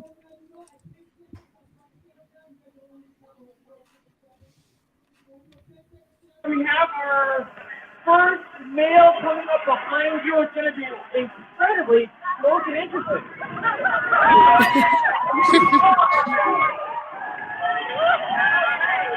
He's going to cheer for you like you're cheering for him right now. This is great. So if you ladies don't mind, we will let him go by, and then we'll do a 10-second countdown. It will start 10 seconds after our first male runner comes through. Oh, that's gonna be so fun. Yeah. And then we're trying to Dan Kurtz coming through the Northwood Athletic. Dan Kurtz. Dan stay to the left of the women right now. Please stand on the left of the women. There to go, Dan. And away, and away, and away. Wow. He made up a lot of ground on Alex. 10 seconds. 9, 8, 7, 6, 5, 4, 3, 2, 1, go! Oh my gosh, that wind. They are blazing. As expected. Right, I just saw Alex Picard also just came up through. If I see any other men come through, I'll focus on the women here. But yeah, you can see. I felt like I just was watching a high school cross country race, where they're trying to get all the races in before the kids have to go home. Men are done. Let's maybe mute that camera. Max King just came through, as well as whoever was wearing the turquoise hat. Someone had identified that earlier for the men. And so our next, I don't know if we can do a split between. Oh, that's right. The mile 1 Tesla cam there is not going to be it's going to be later on in mile 1. So we might be able to see some of the other men coming through here. And as I had noted before, unfortunately we couldn't have a lead cam in front of the women just because we're safety of driving back down the hill. Also, that's but they will be focused. They'll be at about the 1.2 mile mark. Yeah, Lauren, we just didn't want to have somebody driving back down too far. Morgan Elliott just passed. I don't know if he's doing the typing, but it's Kurtz with an S, not a Z on there. Here you go, Ann. Nice work. So if you want to add in, okay, no, the Tesla cam made it back down. So I don't know if we can focus on that. Hey, Props to my wife okay. driving the Tesla vehicle. Hat for the win. Yes, exactly. What she's doing. Hey, we're having a nice romantic weekend at a race. He's in the Tesla. I'm in a timing. So glamorous. Yeah. Are the live results updating for you guys? No, sadly. Okay.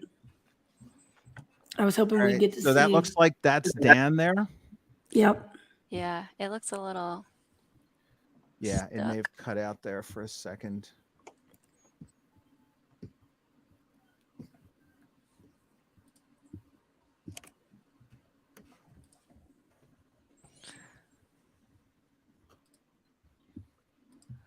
Oh, There we whoa. Oh, there he was. Well, So that's Dan, and then the women are coming through already. and as we predicted, Grayson and Allie taking it out hot. I don't think we expected anything less from them. And look at them side by side. That's Yeah. wow. I think that might be Carly off to the side behind them. That's who it looks like, at least. And for those of you wondering too, the course is all service road or ski trail. So in terms of men going through and women going through, there shouldn't be any issue. Like, it's a very wide course. It's actually why we started them 30 minutes apart as opposed to 45 yesterday. Shouldn't be any issue of passing or anything like that with the width of the course. They are going to have to deal with the men, maybe making it a little bit more muddy on that first lap. Yes. For the win. Just tearing up the course a little, make it more interesting. Besides what Mother Nature did overnight anyway. Yeah. Just add into it. A little salt in the wound.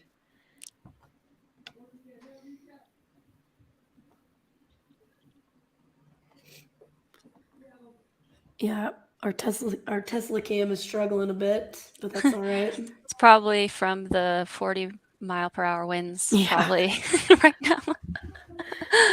What they're all facing. Our cameras up top are pretty solid, though. So. Yeah, here's back to the top. Just again, look at that wind that they're dealing with right now. Insane. Okay, this one looks like it's cleaning There up we a go. little bit.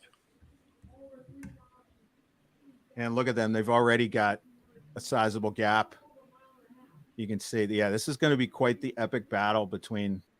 It's going to be really interesting is to see who's the fearless or who's the more fearless one on the descent.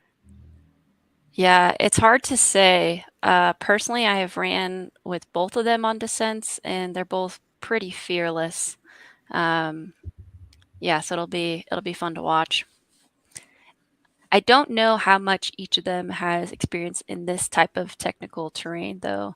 I feel like Allie through these different USA championships, she's been exposed to it here and there, but I don't know if Grayson has done any like fell type of running yet. Well, actually, at the Waterville race in 2019, it was here in New Hampshire. The downhill was like it made this downhill look flat. It was straight. it was up to one peak, up to another peak, and then just bombed down on one of the shortest trails down. And she won by a huge amount there. So on a course like running down was pretty scary for some people, and in some ways kind of worse than running down a service road, because you know how like sometimes when they cut ski trail grass and you don't really, although it makes it better to run through, but then you can't see what's underneath the cut grass. That's what she was running through then. So I think she's pretty fearless on these type of conditions, which is going to make it exciting because I know Allie has run in these type of conditions as well. It looks like Alex is catching up to Allie and Grayson here. Yeah, That's pretty fun. Use the momentum. I feel for all of them, it's helpful for the women getting pushed by him and him grabbing on the caboose of them. yeah. I was going to say is we do not have a drafting rule in this. Yeah. race. I don't know if it'd help, honestly. He's taller. He should be in front. Exactly. There he goes. There we go. Use a little track strategy in there. Yeah. So he's on fire. If you think just yesterday, I mean, I know he's in second now, but he was, just the way he was running yesterday as well. I think Dan is reminding us that when he said, yeah, I haven't had that winter of greatest shape of training, that maybe Dan was doing that downplaying of fitness. Yeah. Alex is looking really strong here, though. I don't think he's catching Dan, but it looks good. They both don't seem to be too phased by the race yesterday. Maybe that first lap was a little shock back to the system and can grind for another lap. Why not? Yeah. There's another woman who's not that far behind Grayson and Allie, and like a white top. I can't see. Yeah, I can't tell. This is going to be so epic. They've both proven that they are up for whatever challenge, I think. So it's a pretty even match, I think, mentally. I have a feeling this is going to come down to like the final downhill. Yeah. I feel like they're going to run together for like most of the race. And they're both really crazy, which is, I think, plays into both of their strengths, Yep. Yeah, this is so cool to see, just because I don't feel like you just get, you got two world champions running side by side right now. Mm-hmm. And experience too. Maybe this is a preview of Austria. Heck yeah, and bring home the gold for Team USA. Oh, Grayson's making a little move there. Slight downhill, it looks like. Karen Gillespie asked who top three men are. We got Dan Kurtz in first. Second is Alex Ricard. I do not know who is in third at the moment. I think it was Max King after that descent, but So it's been a minute. I don't know if we can split screen to show. Well, actually, women and Pat Cam. That is probably because Pat, I believe, is heading. Pat is going up the descent trail. Give me a second. Come on. Sorry. Well, actually, so that's This is Pat Cam is Pat Cam, higher up. Pat Cam is walking up the descent right now, I believe. I'm about a half a mile from the finish. Okay. So Pat, have any of the top men come by you a second time yet? No, I expect probably in the next few minutes. All right. I'll try to capture them and shout out. So where Pat is just past the kind of the snowy section on the course. You can see there's service road underneath it, but there's one section where they turn off from snow. I think the top guys should be coming up on that aid station, actually. No, I think they're. Well, You think they're past that? It's only been 9 minutes. Yeah, that's true. Maybe we'll go back here.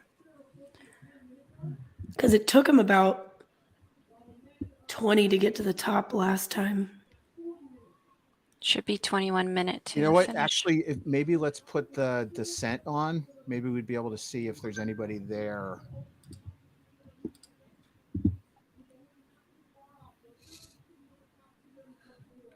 Jim Graham, have any of the top men come by for a second lap yet? You're currently muted, Jim. Danny, I think we should go back to the women for a little bit. Yeah. Top men have not come by. Okay. And I think it's going to be a while. All right. So you know what we could do? Maybe best bet is Jim. If you can keep your audio on, let us know when the first man comes by, because then we can switch back. And then I'm guessing next camera we want for the women will actually be the summit cam. Yep. Hey, Len, way to go. Okay. It's awesome that they're overlapping with the guys, because yesterday I think Paul said, They're scared. Grayson was all alone the whole time and didn't have anyone to push, and she has Allie today, but also they both have men to catch, which is cool. Sounds pretty fun. Yeah.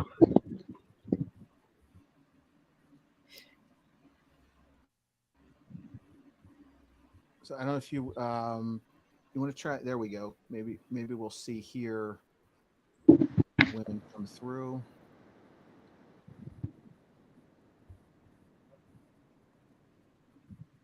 And I think if you actually go to,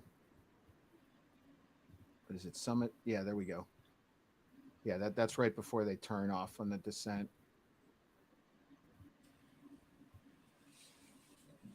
And everyone's just gritting out in these conditions. It's crazy. Yeah, that's so cool. Props to everyone racing right now. Absolutely. And volunteering. Yeah. Not you, you're Yeah, stuck in and volunteering. Sometimes that's harder because you're just standing there. Right. Trying to keep the hype too.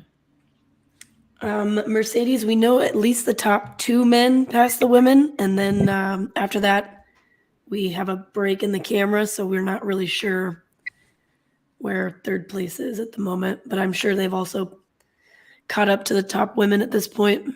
And Jim Graham, you have not seen any of the top men on the descent? No. Okay. Nope. I'll give you a shout. Awesome. Thank you. How's the camera look from up here? It's raining, so it's hard to tell if is it clear? Yeah. Yeah. And actually your audio of giving us the update will be really beneficial as well. Okay. Yeah, I'll keep the bib numbers open and try to give you guys updates if they are read off. Wind's actually kicking up and the rain is as well. All right. Bear with me. I'm going to try and get the side-by-side while we have a break. I love that he said the rain's kicking up like it hasn't already been ripping out there.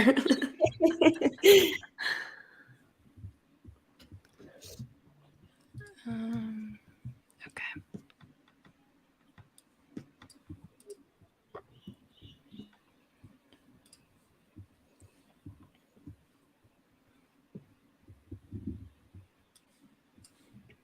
So Julie, the top man went through in about 29 minutes on the first lap. I expect his second lap might be a little faster, but I'm not sure. So a little under an hour for the men, meaning it might be a little over an hour for the women.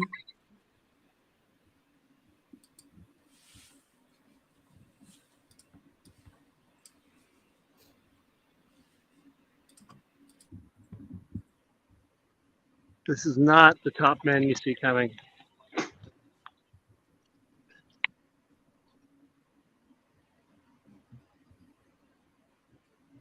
So any of the summit cameras, if you can hear us, have any of the top men come through the summit yet? No, don't believe so. And we should note this is about a 9-mile race too. So, and anyone who's ever done an up-down race knows the second lap is always steeper than the first lap. It just really puts a test to your legs to do that second climb after flying down a mountain.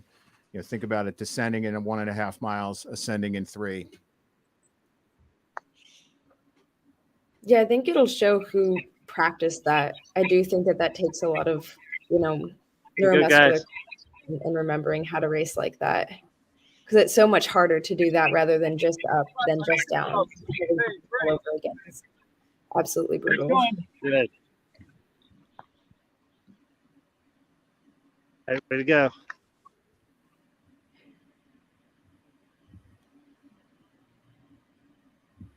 Yeah, being able to do some up-down workouts is essential. Yeah. Yeah, to run back uphill on absolutely toasted quads. It's the worst. Now there's big old raindrops coming down. These guys got to be freezing. We've turned from mist to raindrops. It feels like it's on the edge of snow. Oh no. We got a prediction of Dan to the summit in about 3 minutes.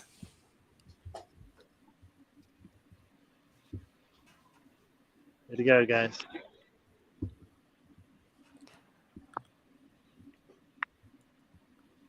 At least Dan has a kind of bright hat on, so when he comes around the corner, we should be able to tell. Yeah.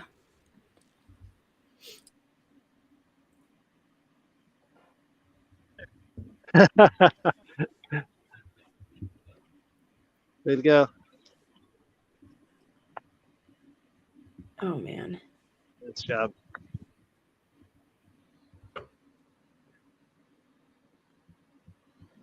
Oh, it looks like the live results just updated. I don't know what's going on here though.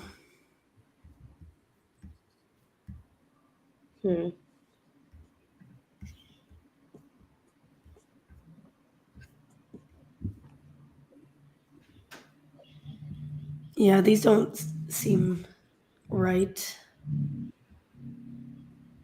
I love a group of teal pixels will be Liam's hat.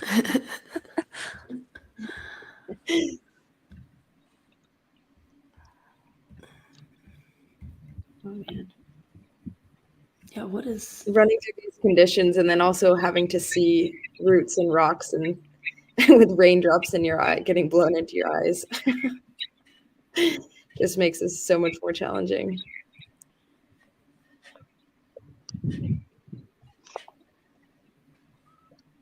I'm actually surprised we haven't seen Dan yet.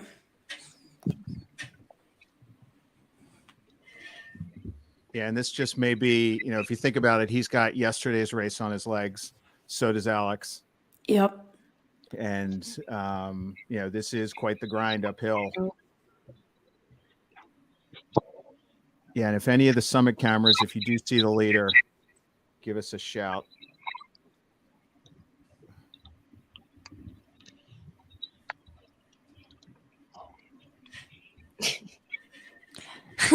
No pace for the descent. A little rabbit. Pace light, actually. If we ever get to the point in our sport where we have descent pacers, oh man, whole next level. Yeah. Dan is in Brooks. I don't know what shoe. Max Keen is Solomon. In the interviews, he wasn't able to disclose that yet. So, so it must be a prototype. Prototype situation. I'm gonna throw out a more aggressive Cascadia as my guess. How many alpha flies are out there? Where the super shoes at? Oh my god, I'm just imagining my ankle breaking on that descent in a pair of alpha flies. Ankle first, then everything else. Yeah, exactly. And then Once Grayson and I know Grayson was sporting some new Sauconys. It looked like a peregrine, but just hot pink. Yeah. And then Allie, when she comes around, I'll look at what she's wearing. Jim Graham, just so you know, I will unmute your mic after they pass the summit. Just as a heads up. I like Thumbs the up. little thumbs up. Yes. There's a person behind the camera. The ski glove thumbs up.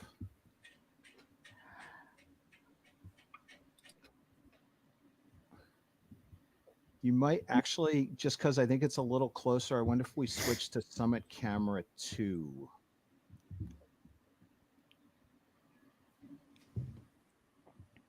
Come on, guys.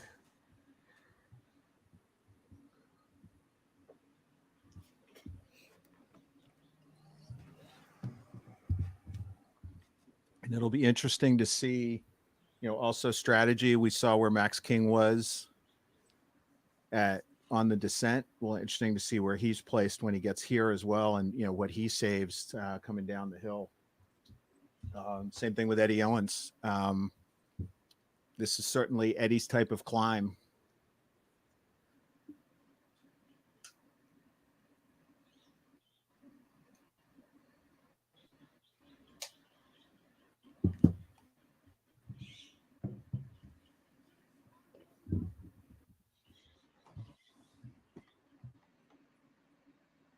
Yeah, I'd love to know. I wish that these live results were up so we could know where those like third, fourth, fifth, and sixth men were coming through at the start finish.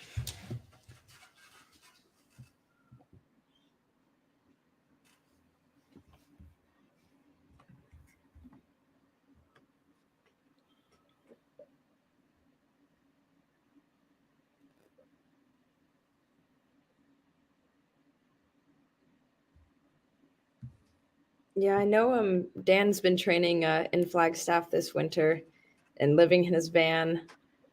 So I guess maybe that was the question mark behind fitness, but turns out there's no one answer to training, and sleeping in a van at 10,000 feet might actually be the answer. in an unheated van, an unheated In an unheated van from 1985. yeah, In the coldest winter we've had in a while.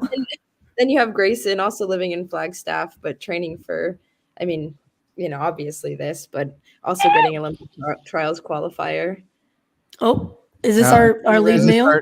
Is this our top male? If you can Looks yell like- out bib numbers at the summit. Looks like Dan still. Yep.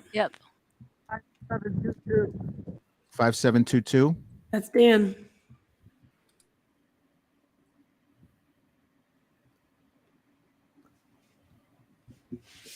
And is this the max elevation of the loop? Yes. So they start descending right now. Okay, perfect. Yeah. So yesterday, was also on yesterday's course, and they kept going on the service road. This is before that final last 100 meters climb on the service road to the summit. Second, and if you can, yell out bib number.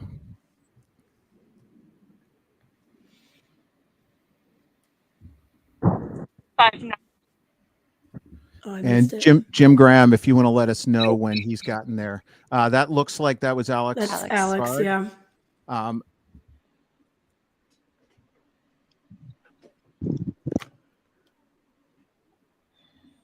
So we'll see the ladies probably not so far behind Alex.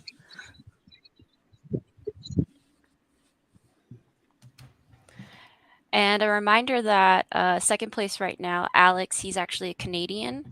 And so there's still 3 more spots up for grabs for Team USA. Danny, let's switch to that descent cam if we can. Can we get both on the screen? I'm having trouble with that for some reason. Sorry. No, it's okay. We may be able to change to, no, that isn't good. Sorry.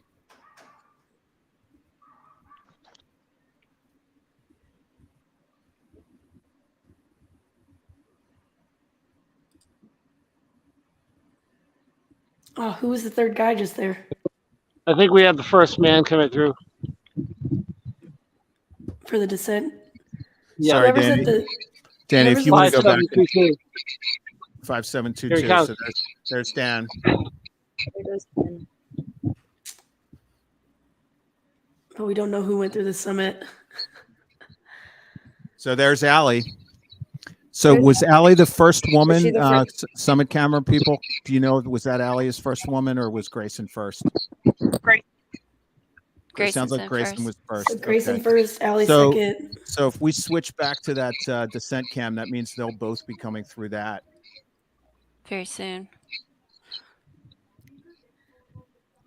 Does anyone at the summit know third man? Because we Yeah, missed that. second man's coming through the descent.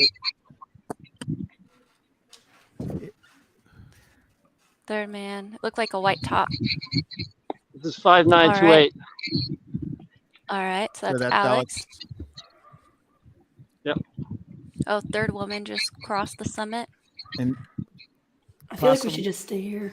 or Yeah, or we'll go just to see him go to come the down. go to the Pat cam. I think it's a higher resolution camera that's a little bit further down. There we go. Okay. I know it's a little further down, but it's just a higher resolution camera, I think. I'll give you a shout when Dan is approaching. Okay, great. Thanks, Pat. Has third man passed yet? No, Okay. not on the descent. Big gap.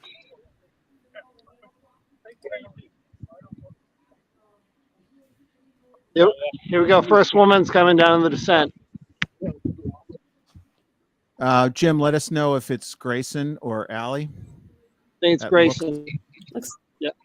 5882. Yeah, it's Grayson. Way to go. Dan is approaching in case you want to know. We got Dan bombing down. Look at her go. Way to go, Dan! And then we have next. We got Next three more woman. men coming in a row here.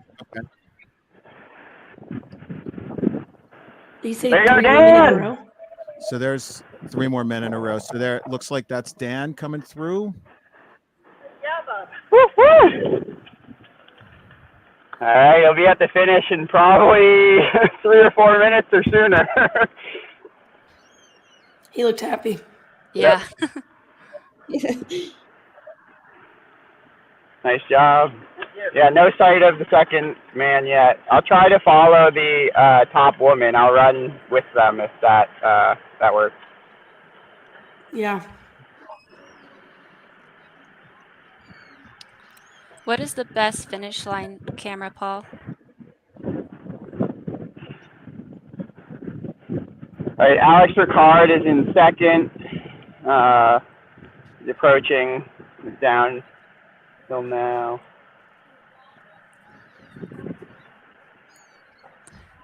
Dang, so Dan Kurtz, what a weekend so far. He just has to hold it together for less than a mile. Very new to it. Where you go, Alex? And so, Pat, pretty soon you should be seeing either or have I already missed Grayson and Allie? Oh no, there's No. Alex. No. That's Alex. Yeah. Sorry, I'm running out to the finish line to let them know who's High coming school through.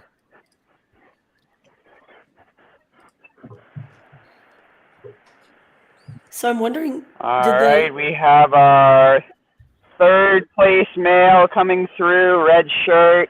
what's It the might be Morgan Elliott. I'll try to get the bib when he comes. Is through. okay. Maybe Max King as well? And Grayson's right behind. Morgan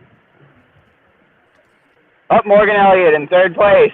Morgan Morgan Elliott. Elliott. Woo! Way to go, buddy! All yours. Nice. He moved up at the lap. He was 9th. All right, in fourth place we have Liam Miro, West Coast guy, and there's Grayson right behind him. Way to go! There you go, Grayson. So just a reminder that 5th place will also make the team because Alex Fifth place Ricard is a is Canadian. Eddie. So there's fifth place, Eddie Oh, Owens. shoot. That's Fifth so place. Right behind close. him, Remy. Oh, Oof. darn. Remy from Canada in sixth. That's a Wow. close race.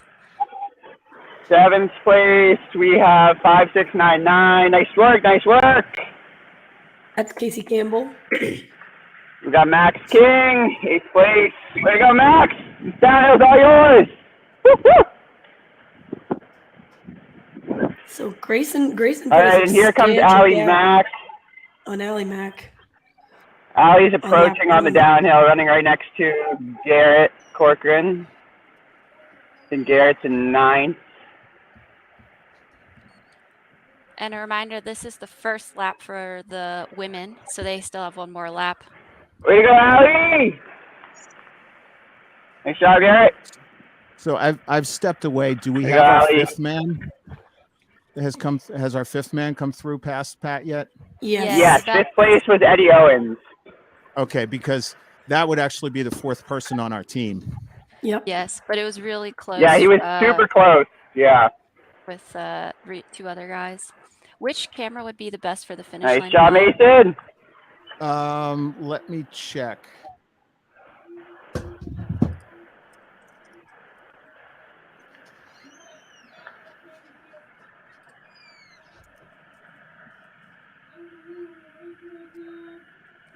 I want to know who the third woman is.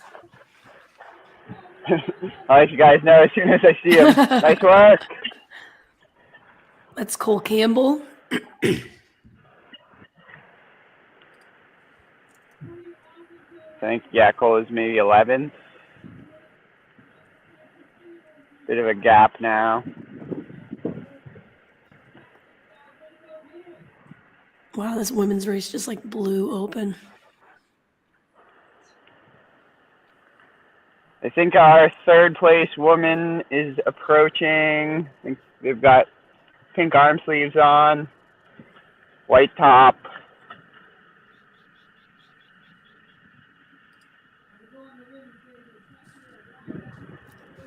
I think it might be Casey Enman in 3rd. Legend.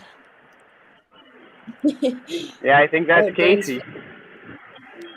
Woo-hoo! There you go, Casey! Oh, sorry. All right, So 3rd place woman, Casey Edmond. Danny, I apologize. Way to I've been go. away. Rachel is 4th. Okay, looks like you've got the finish 4th cam place, there. you have Rachel. Oh, nice. Rachel's in 4th. Casey's in 3rd. So that's top 4 right now are Grayson, Allie, Casey, and then Rachel.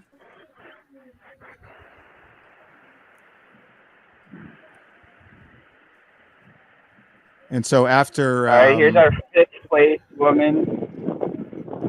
We got Oh, here's Alex second Ricard. place. Woman coming. so that was Alex Ricard. Alex Ricard coming through the finish. Way to And I'm go, sorry. ladies! Oh, who's 3rd right here? That looks like Morgan Elliott. Carly and Morgan That looks Elliott like just Morgan finished in Elliott, yeah. 3rd. Pat, I just muted you for a second just so we can mention finishers. This is good too because we should see Grayson coming through on this, or not on this camera. She's on the other one. nice was work. So it looks like it was Eddie and Liam, Cool. the next 2. So there's 2 more spots up for grab. Oh, come on, bring it in. Work. Yes. That's Eddie. I'll make sure to go get those results. Cool. So Grayson Murphy's coming through right now as well. Oh, yep. So there's Grayson coming through. Grayson starting her 2nd lap. There's Max. So we got Daniel Kurtz, Alex Ricard, Morgan Elliott, Liam Mayrow, Remy LaRue, who is Canadian, and Eddie Owens. So our team will be pending is Dan Kurtz, Morgan Elliott, Liam Mayrow, and Eddie Owens. Wow. And both Dan and Morgan were on the team last year. Yep. Max King in 7th, Casey Campbell in 8th.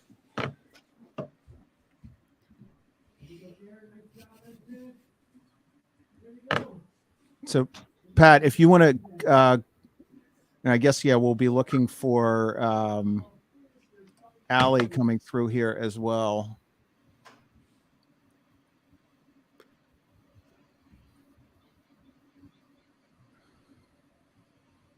It's fun to see the lap 1, lap 2 times, see if anyone manages to negative split a 30-minute lap.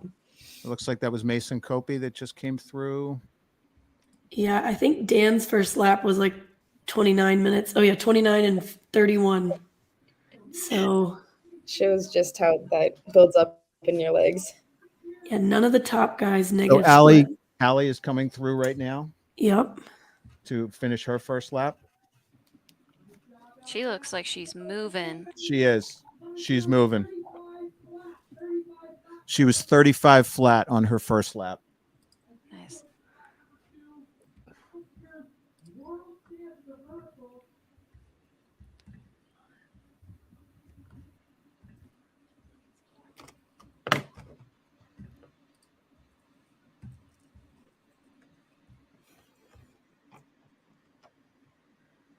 Yep. So Grayson went through at 33:39 and Allie went through at 35:05.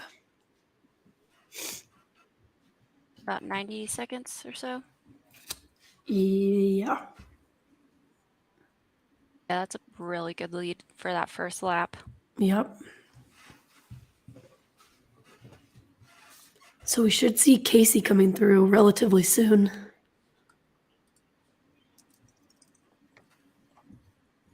Yeah, and I should be able to hear it from the announcer as well.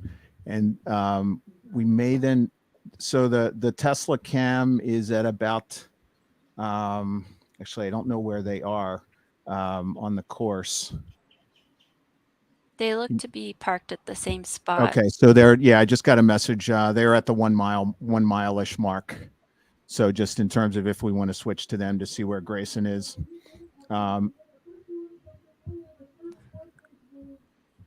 Awesome. So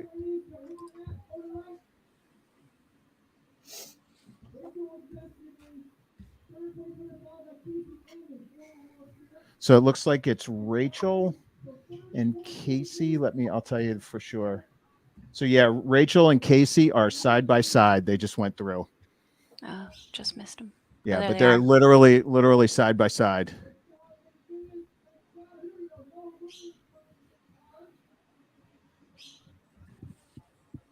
So Rachel's split is 36:57. So they're about 2 minutes, a little less than 2 minutes behind Allie Mack.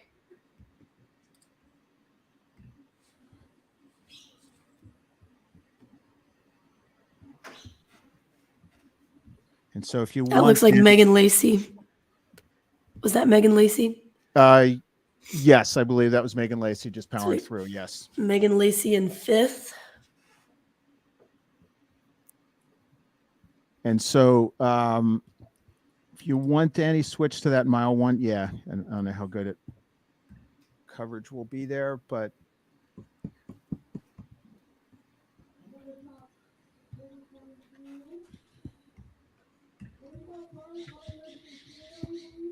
so it looks like Carly Rempel just came through for her second lap.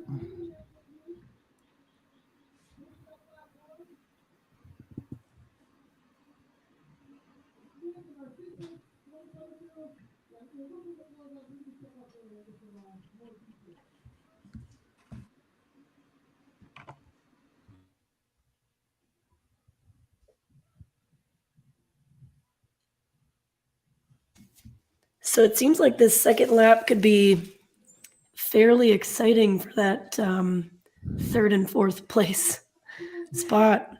You got Yeah. Casey Inman and Rachel Tomajic coming through together. Megan Lacey just 35 seconds behind them. And everybody in the top 5 right now is American. So Corey Dow just came through. She was on last year's team. She just came through with her split.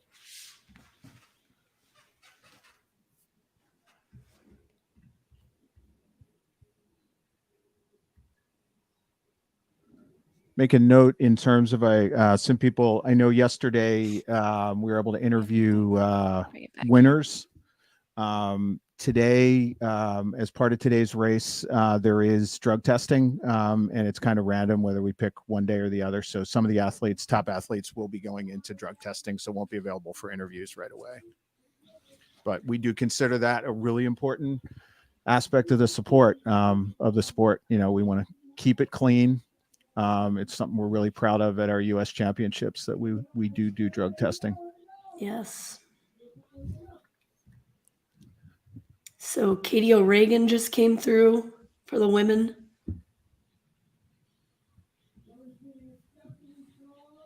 So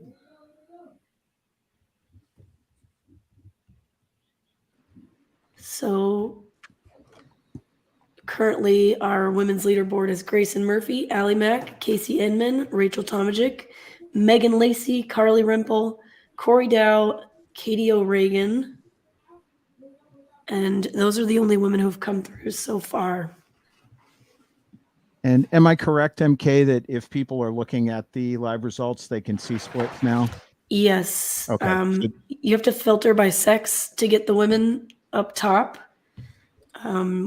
But it is happening pretty instantaneously now.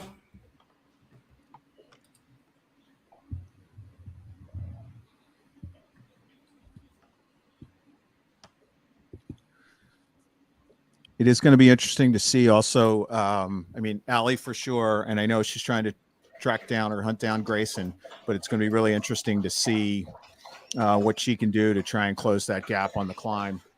She's certainly got amazing. Yeah.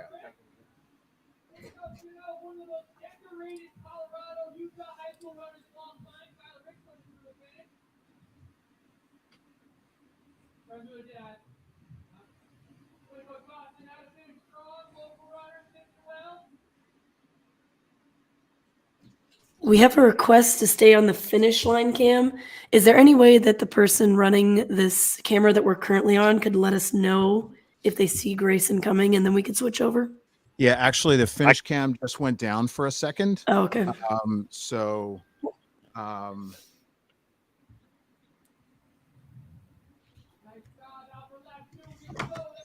Yeah, I feel like it'll be pretty easy to see her. Yeah. We could show you some fun descending while we're waiting for Grayson to hit around that 1 mile. Yeah, again. I'll get a message. I'll get a message from Catalina when she sees the first woman coming through. So there is a finish camera that's back on. Oh, great. Now you can kind of see. You can see Tom Hooper's thumb there. It's I don't kind know of if you on. can hear me, but I'm at the Tesla, and I can let you know when she comes around the corner. That would be That great. would be great. Thank you.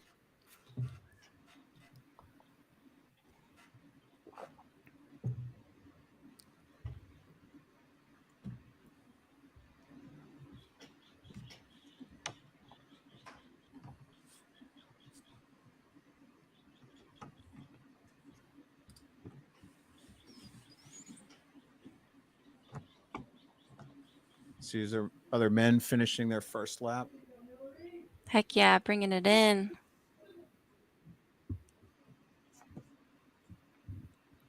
Woo! Yes. Some crusher ladies.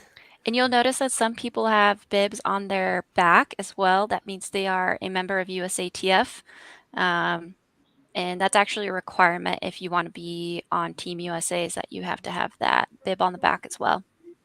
So that was runner who just came through there. We saw, I think, grabbing some water. That's Hillary McCloy from Run the Whites. Her and Andy Drummond. They have this great Friday uphill running. Looks like Grayson is rounding the corner now. All right.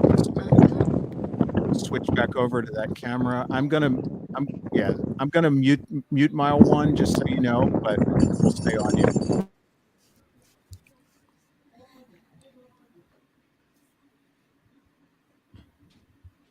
Yep, and there she is. It's a little choppy, but we got Grayson in the white long sleeve. It's actually because Grayson runs so fast, the camera can't keep up with Grayson. Yeah. So there she goes. Wow, just look at her, just running fast. She's not here to mess around. She's just so dominant. No. So at the finish line, just as a reminder, the first lap, Allie was about 90 seconds back. Adam, if you don't mind, just give us a shout when you see Allie, and we can switch back to the finish line temporarily. Absolutely. Thank you.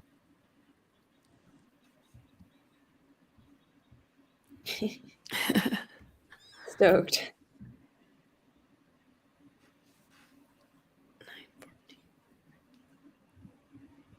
So Grayson came through at about 9:14:30. So I'm curious when we will see Allie Mac. The alley coming around the corner now. So Nice. And these are some of our guys going into their second lap as well.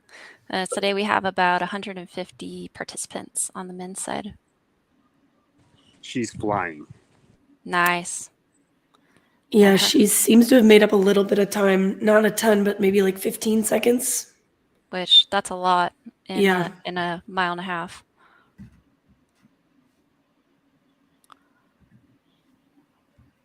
A little choppy. Oh, It looks she was like smiling. she was moving. Yeah. Oh my gosh, she is flying for the little steps that we're seeing. Look at that. So smooth. Both of them are just so dang strong. Yeah. This is a good race. If Allie's starting to close, I'm guessing if Grayson could get to that downhill first, she's got it. But if Allie closes before that, then, it'll be a little bit closer. I just saw in the comments, I set someone's a timer. asking if they can get interviews with some of our top guys. We just mentioned that they have to do drug testing today, so it may be a little bit before we get our hands on those guys again. But once we are able to do that, we will try. And speaking of top guys, I just saw Liam Merrow. And if you could visualize someone walking a foot off the ground with happiness, he is so psyched to have made the team. Oh, that's awesome. He's just so excited. Yeah. Yeah, and if anyone's just joining, our men's team pending is Dan Kurtz, Morgan Elliott, Liam Mayrow, and Eddie Owens.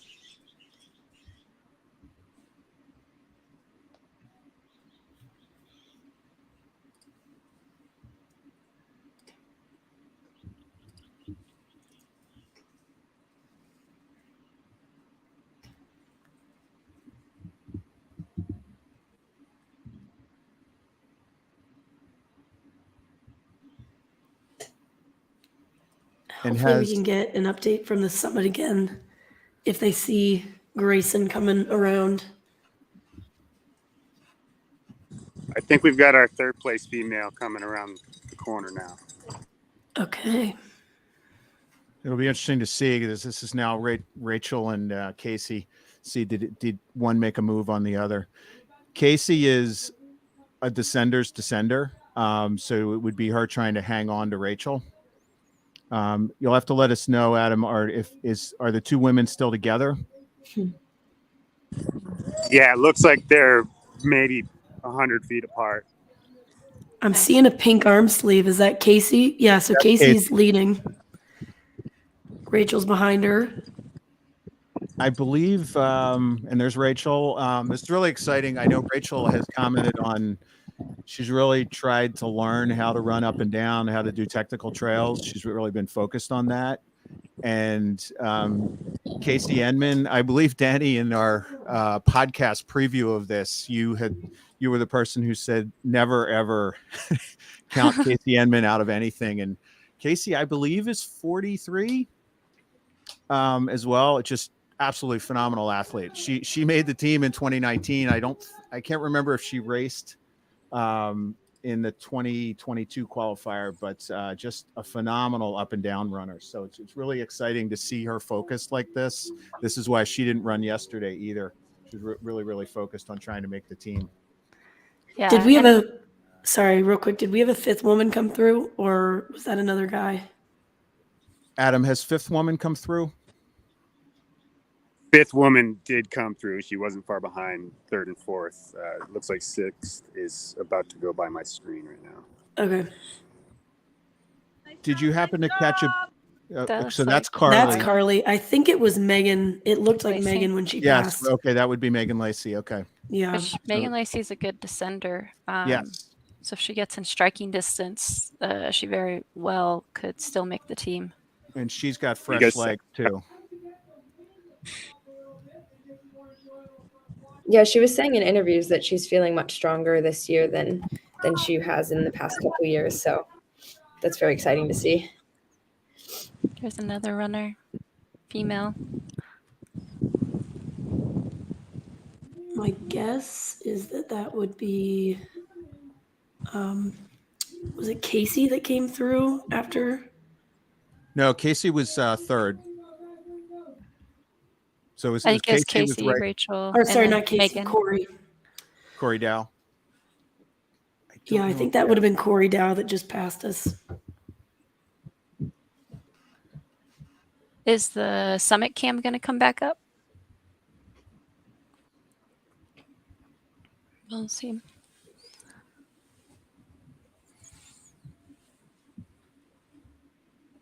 Yeah, and this is not the best conditions for cell reception on top of the mountain. Yeah. Yeah, well, hopefully it'll come back.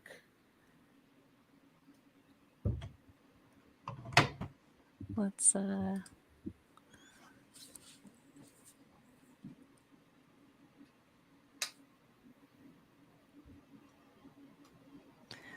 Yeah, as you can see, it's very rainy, and as you get more runners running through, the conditions get more sloppy and quite slippery, I'm sure.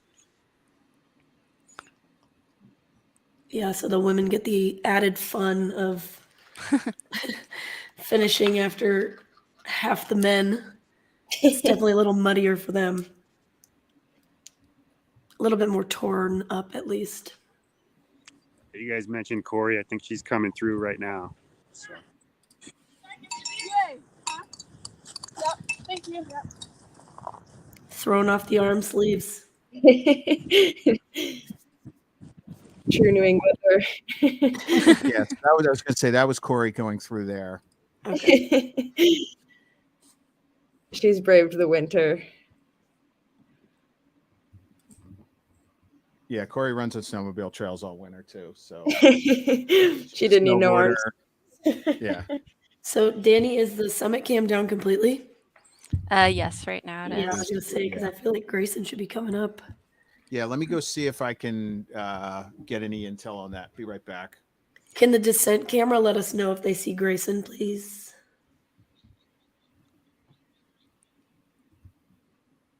And we got maybe that was So Laurel. Jim Graham, if you happen to see Grayson, let us know. Right now, I know you're muted, but if you happen to see her, actually, maybe switch to that descent camera. But look at just to get so people have an idea. I know it's a little grainy, but you can kind of see. Yeah, compared to what we saw, 30 minutes ago or 40 minutes ago. It is Yeah, just it's more tracked out quickly now. Yeah. And we're about 53 minutes into the women's race. So Grayson went through at 33 minutes. I feel like we might have her at the summit in the next 5 to 6 minutes and then coming down.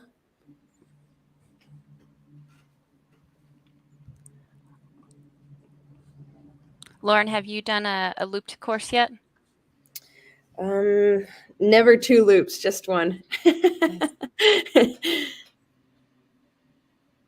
Yeah, I remember watching the Up Down Worlds. The seniors just get trashed by having to do a second loop in really hot conditions. Being very grateful I was a junior that year. Maybe one day. We have a summit cam. And Jerry Bush, there is 2 laps in this race.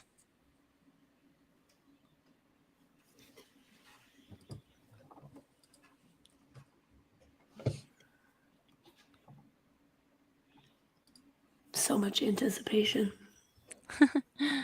I saw a question earlier about if these courses will look like the ones in Austria. Yes, they'll be very similar in distance and gain.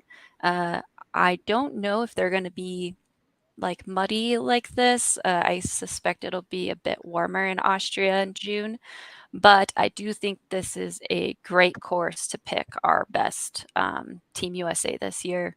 The European terrain is very technical, very steep, and so this does a great job of replicating, especially the downhill. Yeah, I've seen a lot of videos of some of the downhills, and they're very rooty. So I find that roots can sometimes be harder to run over than rocks.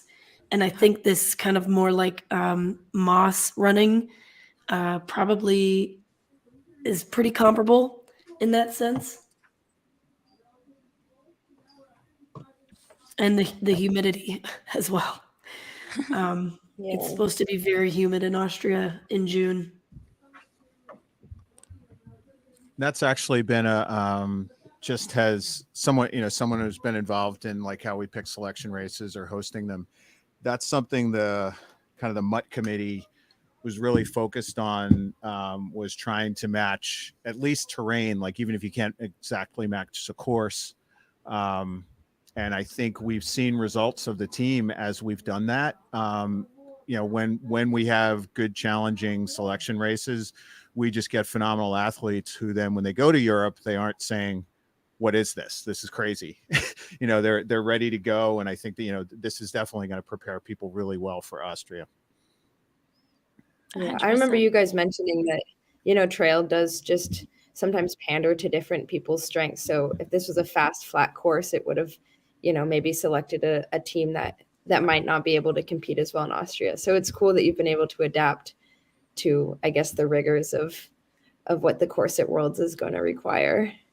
Well, and it was nice too. We were able to schedule this horrendous weather too. You needed one more thing, Paul, for sure. We were been hosing down the course since Wednesday. Have the higher powers on speed dial. Hey, Yeah, need and to pull a favor. yesterday moving all those rocks and roots onto the course. It's a lot of work. Yeah. Yeah, and a big shout out to our MUT board of directors and just the American Trail running team that helps with Team USA. This was not an easy feat this year. Anyone who follows the championships, we had them end of year last year, and it was only a 6-month turnaround. So you can imagine that the options are much more limited as to where you can race in the first 6 months of the year. Yeah, I remember in Thailand, Paul and Tom and everyone else were already planning the next 6 months before Thailand had even finished, really. Yeah, and then that's just when on to the next. That was when the executive committee approached us because they were trying to figure out where could we do this. Yeah, there we go. There's Dollar love the store, life. Anton, you need like a meme page or something because you're on fire with these comments.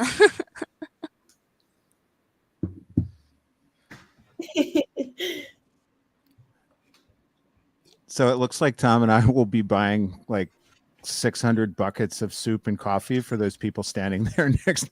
I'm just looking at that scene going, wow, these volunteers are just phenomenal. They're like, hey, can you do this plus film? Yeah, they're doing the most. And yeah. Look at that. He looked so impressed. So these men are going into their second loop. Yeah, and I think that's another thing I always like to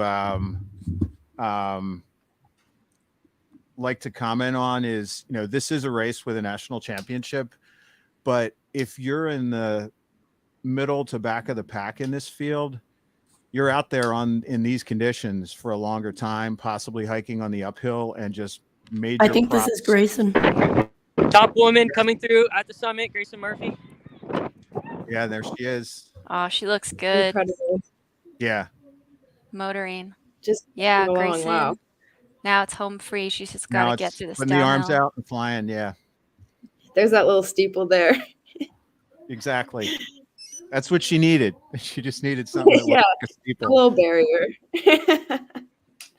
But yeah, I did want to say major props to everybody running today. These are not conditions that are conducive to necessarily a first mountain race introduction or anything. Just this takes a lot of guts to come out here, no matter what your finish time will be. All right, I'm expecting that aid station Fireball gets us the gap time.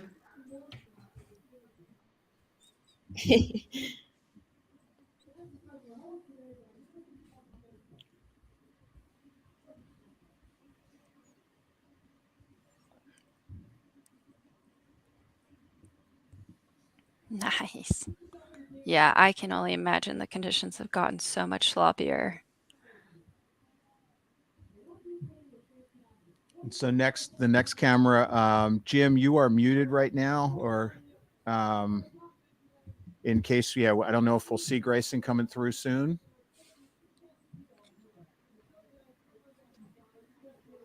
Yeah, that was a solid line. Jim, I don't know. There you go. Yeah, She comes. here comes Grayson. So she's coming through the single track. Aid station Fireball said that there was 45 seconds between Grayson and Allie. I didn't see Allie. Did I miss that? Yeah, I didn't see her either. So this looks like Grayson coming down. Yep. Allie has not come through the summit yet, but he's Okay. now. Allie is coming through the summit. Allie's coming through the summit. So if we switch, Allie's coming through the summit right now. There she goes. I feel like she's closed the gap since the bottom. What's our time? Yeah, coming to the summit now. And look at her. She's flying downhill too. She descends very well.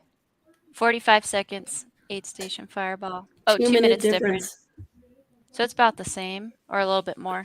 Grayson's made up another 30 seconds on her. So Let's I don't go know to if the you want. I descent. was going to say Pat Cam would be the next camera. That's true. We've got Allie coming through here, and then Pat Cam probably. I'm going to go let the finish line know that the Grayson Express is coming. Wow, both of these women are just flying. And at this point, they're by themselves, and this wind is horrendous and the rain. So at this point, you're really digging deep internally to keep the race going. Dan, go back to Pat Cam. See That's if we the can one I'm catch- on right now. Oh, I was thinking the one that we saw Grayson at. Oh, the descent. This one. Yeah. I'm wondering if we can catch Allie.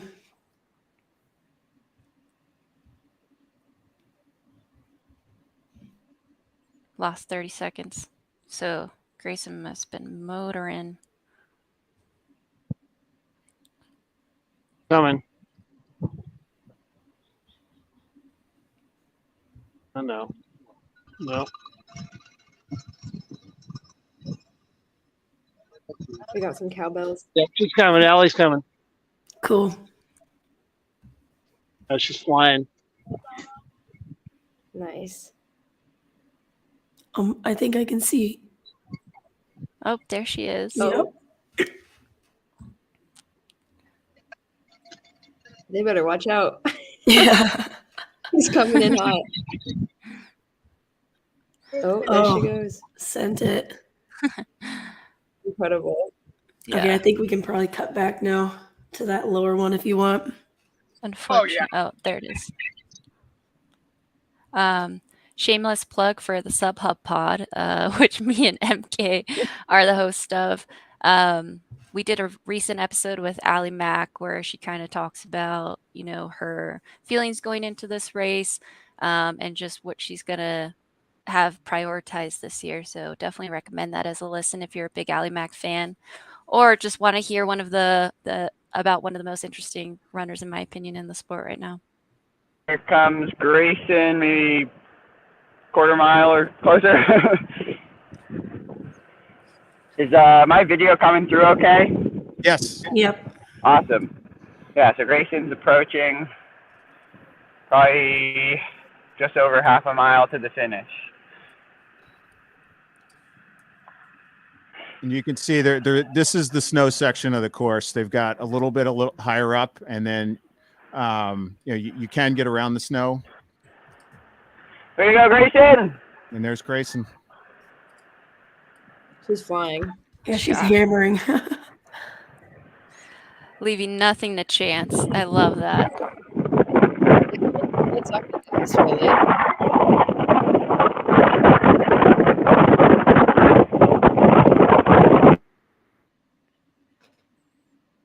Oh, this is great. Just shows how fast she's going. He can't even catch up. Does anyone at the summit camera know who came through at third? Still waiting for third place. I've only seen Grayson and Allie. Okay, thank you. Oh, she looks like she's having a great time. Just smiling. She knows what's about to happen. She's getting excited. Oof. Oh, fun There it is. snow. The good thing about on this snow, though, is you don't have to worry about post holing too much because it's pretty thin Cut down to the down. wire. Yeah. Yeah.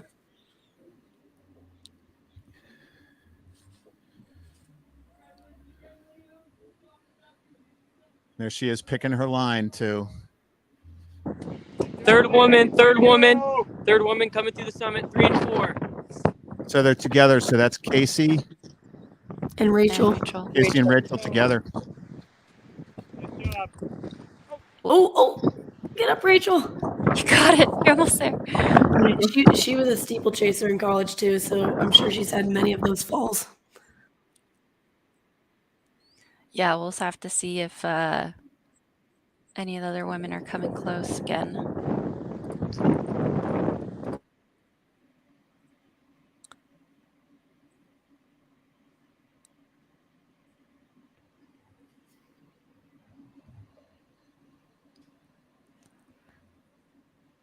Something also very exciting with Grayson Murphy is that she is debuting in the Golden Trail World Series this year. That sounds so funny to say. I mean, that series has just gained so much traction so quickly. Like a debut in the series is a big deal. But I'm sure after this race, her fellow competitors will be very aware that she will be a weapon if they didn't already know that. So right after Came through. Grayson round, yeah, I was going to say right after she rounds where Patrick was, she's going to pop out here, kind of in that far snowfield there at the finish camera. Megan Lacey came through right after Rachel in 5th. Oh, great. Thank you. 25 seconds back. Right in Oh, wow. the beginning of the descent. Did you say 25 seconds back? At a maximum, here comes Carly, a Canadian. Let's go, Carly! Bring it home! You got this! Let's go, Carly! Come on now! Real. Woo! Have fun! So you can tell we're close to Canada here. We cheer for them too. They spend a lot of tourism dollars in New Hampshire. We love Canada. So that's a close, still very close for that 3-4-5. Yeah. Because Lacey's a very good descender, so we might see some change up with Team USA. A reminder that Grayson and Rachel both made the VK teams yesterday already. And so it looks like Grayson is definitely going to earn another spot, which is very exciting. So Grayson, you can't really see it here, but I just heard the announcer say that is Grayson coming through. She's at that little patch of snow. I don't know if we can put the audio on the finish cam. Finish cam, can you unmute yourself? I can't unmute them because they muted themselves.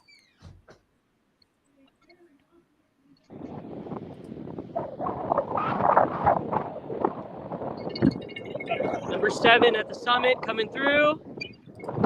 All right, let's go. Could be Corey. Not positive. Good job. Nice. Sorry, Summit Cam. So here's Grayson coming through. Look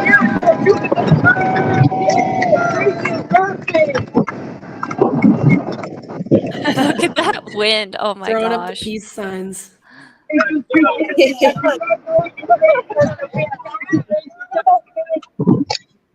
What a great run. That was incredible.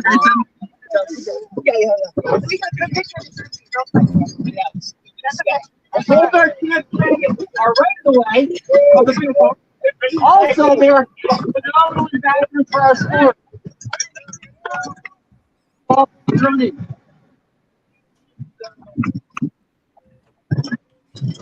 So this is Paul on the finish cam right now. So I'll keep the audio on here. Thanks, Paul. Richard Fargo coming through, local runner, phenomenal runner. He's still doing like 3:30 marathons at Boston, I believe. Nice job. All right, if you can hear me, Ali Mack is about a quarter mile out from the finish.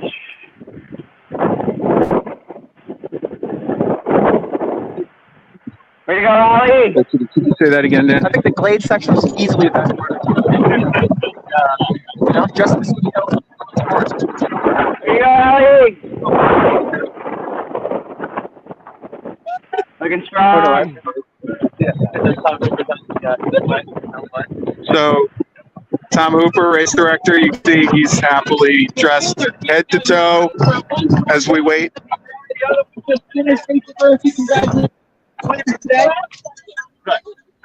Thanks for probably checking out the teams you'll be traveling to Austria with. We'll join the team for the top 4 spots. We have 3 to go.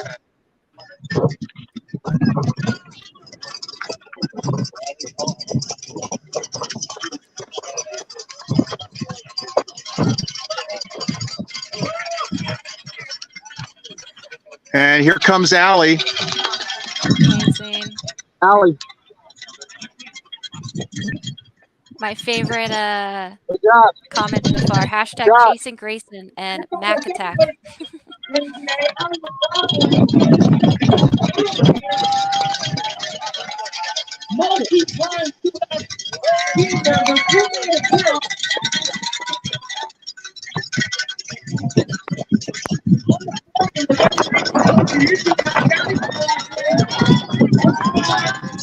He's flying.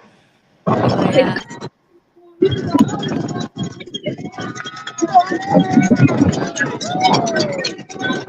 Oh my gosh, look at how muddy she is. Oh, yeah. Amazing. Oh. Oh my gosh, he's so dirty.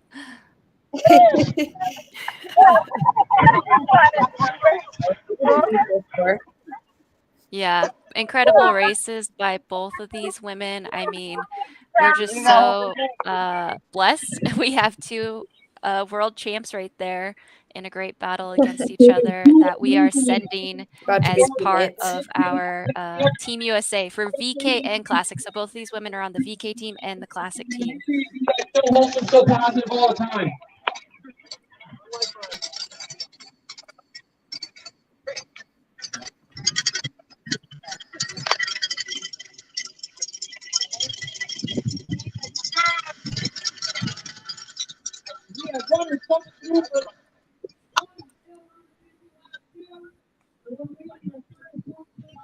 Man, this race for 3rd and 4th is going to be very close. Spicy. Definitely. Do we still have a camera on the descent anywhere? Okay. So that we Pat have cam? 2 spots have been taken, but places 3, 4, and 5 are all within 30 seconds of each other at the summit. I'm gonna keep it on the finish line for a little bit longer. Can we get an update when you guys see the 3, 4, 5 coming around the corner of the descent? Yeah, I'll give you guys a shout. Thank you. So final times, Grayson Murphy, 1:08, 56, and Allie McLaughlin, 1:11:53. Grayson's pace was 7:40, which is flying, and Allie's was 8-minute pace, which is also flying, considering how much vert there is in this course.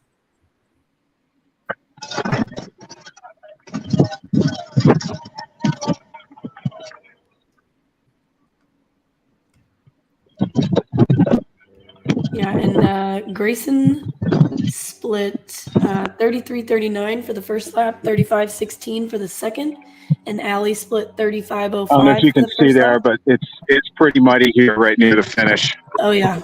People slopping through the mud right after the snow.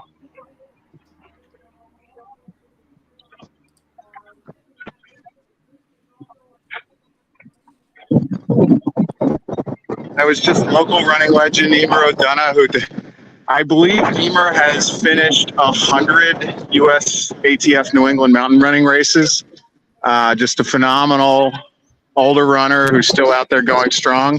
For those of you who know the history of women's ultra running, this is Marcy Schwamm coming in. I don't even know how many records Marcy has. Mountains are not her first venture out there. She used to do road at 50K, and this is her coming through on her first lap. Rachel followed closely by Casey Edmond. Casey Edmond's take us back. You want to switch camera? We have Rachel. She just turned 70 this Right year. behind her is Casey. But if you look up on Wikipedia, you'll see the records that Marcy. Close race between third and fourth. Wow. So we got Rachel Tomajic in third, and Casey's And we maybe have 3 seconds behind. Fifth place. So I see Casey is coming down the hill right now. Fifth Casey place, is in pink, got the pink sleeves, and kind of a. So that's Casey's husband there, Eli, doing the filming. And he looks like it's Rachel is coming down first, and then Casey's right behind her, probably 5-10 seconds. Oh, that's so exciting. I love my self-sprint finish.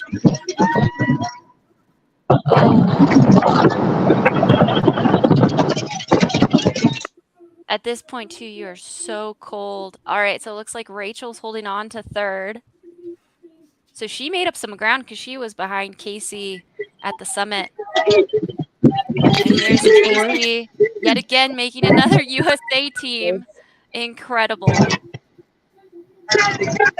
Fun fact for everyone out there, we have 3 world champions in this top 4. Grayson, Allie, and Casey have all been world champions before. So what an incredible field we have here. We're so spoiled. Rachel. Yeah, Rachel. Congrats.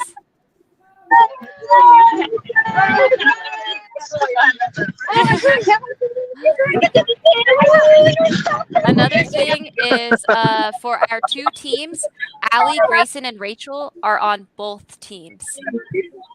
That's crazy. What if, yeah, that's crazy. So 3 girls are going to be doubling at Worlds just to show how strong they are in these shorter races. So Allie, tell us about the course. It was so much fun, but down to the point, it was so much. I don't know if I can. I just gotta keep moving. But the downhill funnest mountain marathon. So cool. It's flashy as heck. Like you're just like every step might fall. But beautiful stuff. That's awesome. Step you might Rachel, fall. what do you think of the course? Oh my gosh, it was wild with all the mud and the snow. I ran it some earlier this week just to scope out the course, but then it rained like a ton over the past few days, and with all the guys running over it and the girls in 2 loops, there was like so much mud, but it was so fun. And it was awesome having Casey to work with on the uphills and downhills and stuff. So it was really, really fun. It looked like I saw you took a little bit of a tumble right over the snow pipe at the top. It was the same place I wiped down. So I don't know where it is other than that spot. But yeah, I did take a spill, but I just haven't been for running. You have to laugh it off and get on it. Well, and isn't it funny? You don't fall where it's technical. You fall where it isn't because you relax. Yeah. Well, and it was on a turn, so I think it was like muddy, and like I just like hit it wrong. So yeah. But Well, congratulations. 2 teams, 2 days. yeah, thank you so much. How were your legs feeling today when you started? I mean, were you noticing yesterday? My legs felt fine. The second time they felt like it was tougher and stuff, but I feel like I was a little bit more tired, just like body-wise, fatigued, but my legs like felt like they were holding up, so that was nice. And I always love the downhill, so I feel like yesterday was super fun with like the technical parts and stuff, but today it was really fun just to like rip the downhill. Awesome. Well, congratulations. Thank you. 2 teams, 2 days. Yeah, we have a great team, so I'm excited. Awesome. Congrats, Thank Rachel. you. Right.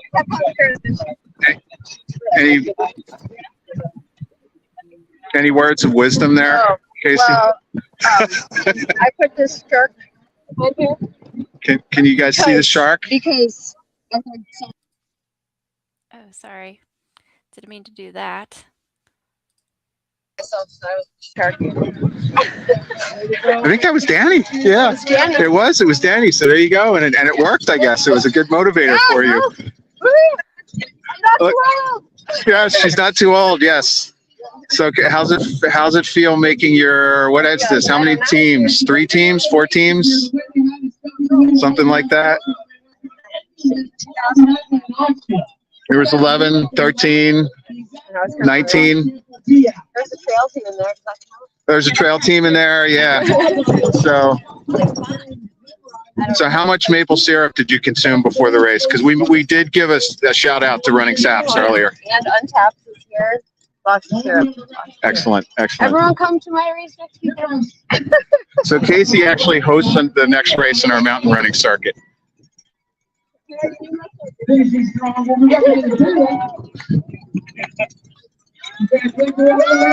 Carly Rempel coming through.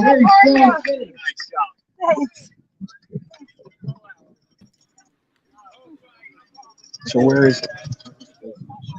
God, way to go.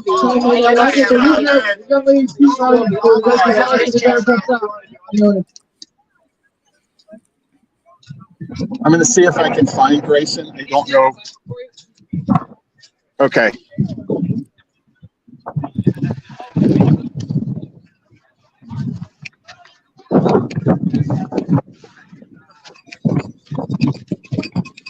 Another top 10 finish coming through. Fantastic job. This is a great second lap. This runner had a great second lap. Congratulations. Way to go, way to go. Top 10 finish. There's Katie O'Regan coming through.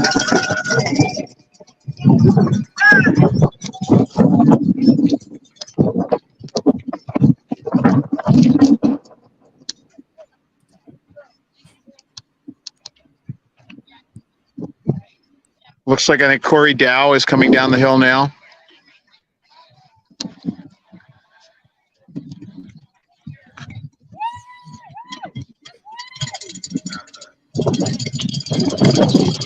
So we have 7 women through so far. I believe it's Corey Dow.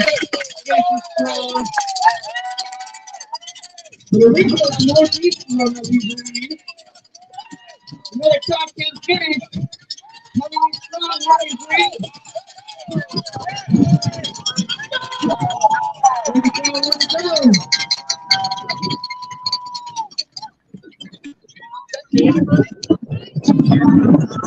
Looks like Kyla Ricks next. She's bombing down here.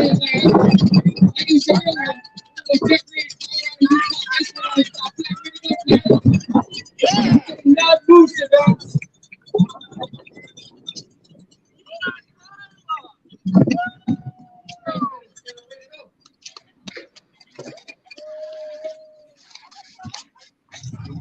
Way to go, nice finish.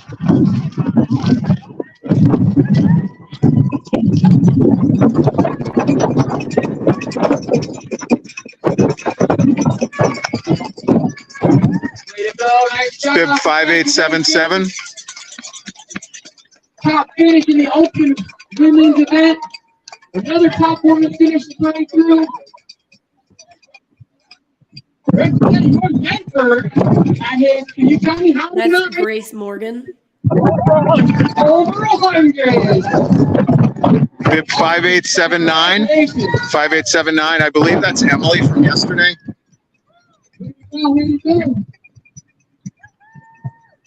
5879 is Laurel Moyer.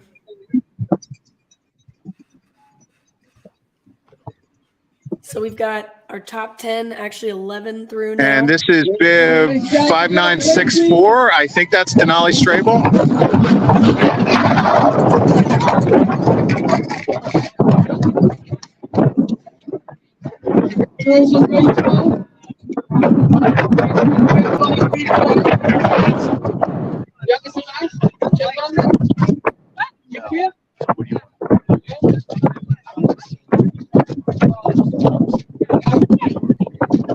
Cam, your camera is sideways. Yesterday, Rachel, how many teams have this been for you now? How many teams have you made now? Total?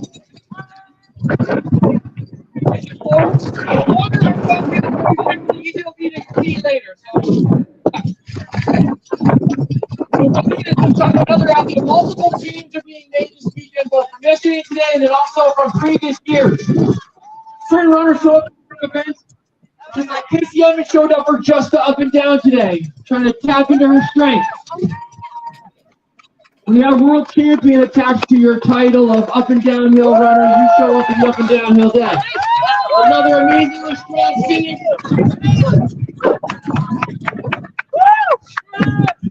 This person's not going out for the lap. Is that all you need? Perfect. All set. But as you know, we got multi US team representatives. We also have a gentleman just crossed over. Run over. I feel like it should be highlighted just the toughness to come back the next day. And get it out for another day. Like their legs come out of fresh today. What was that, Lauren? Oh, just highlighting how tough it is to come back for a day 2 of a mountain race. Yeah. Everybody always talks about like, oh, it's a VK, so your legs shouldn't be as tired. But Well, and it wasn't a VK officially, you know. Yeah. I feel like VK is maybe a little easier to come back from, but this was an actual running race, you know. Yeah. Yeah, no, it's definitely incredible. I was kind of diving into the splits and compared to the men. So Daniel Kurtz, his first lap was 29:56 and then 31:07. So that's a little bit, almost 2 minutes, right? Wait, let me think. A minute. It's like a minute 10. But on Grayson's side, she was less than a minute difference between her two splits.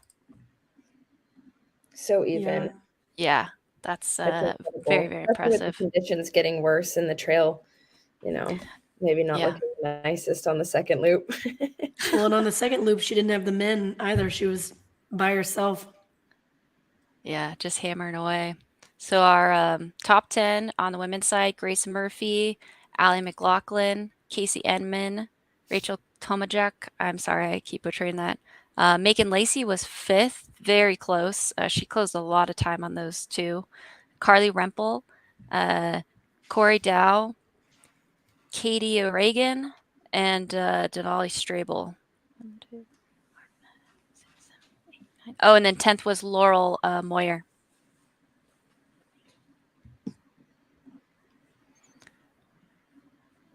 So Lauren, after watching yesterday and today, which one are you more interested in, uphill or the looped course? And I'd like to try loop course for sure. They made that look too fun. Both are such brutal events, though. I'm really not the most experienced vertical, but that's the races I've just been doing for some reason. I prefer a descent in there also. Yeah, no, definitely. But what about 2 descents? And 2 climbs. I don't know about that. Yeah. Beggars can't be choosers, really. We got a lot of women finishing kind of here together, it looks like. And for those in the YouTube right now, the live results are very accurate at the moment. So if you're looking for people, it's up. Yeah, we just had 3 women finish within like 10 seconds of each other for 15th, 16th, and 17th place. Alexandra Ciochetti, Hillary McCloy, and Rachel Bainbridge.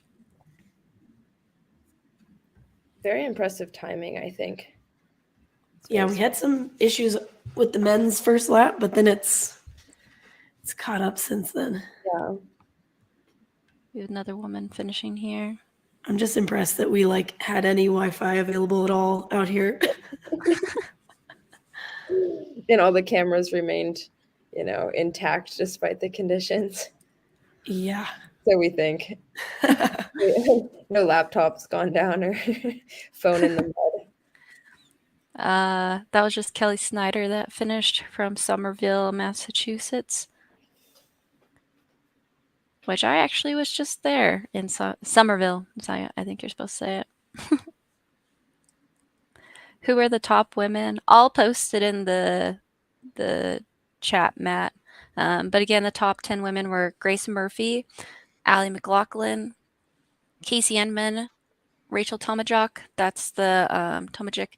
That was the top 4, so they made Team USA. 5th was Megan Lacey. 6th was Carly Rempel. 7th was Corey Dow. 8th was Katie O'Regan finished before Corey Dow. Oh, yeah, the timing just got messed up. Sorry about that. Katie O'Regan, then Corey Dow. Denali Strabel was 9th, and Laurel Moyer actually, that one's a little out of... Yeah, it something's would have going on been with the... Emily and Katie. Yeah, I'll go through these right now. Let's see.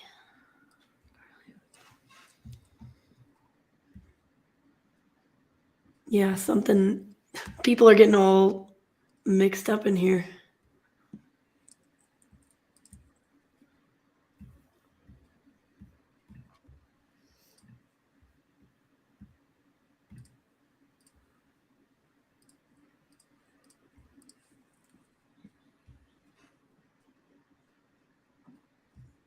All right. Now we have it. Grayson Murphy, Allie McLaughlin, Rachel, then Casey Enman. Megan Lacey was 5th. Carly Rempel was 6th. Katie O'Regan was 7th. Corey Dow was 8th. Kyla Ricks was 9th. And Grace Morgan was actually 10th. There we go.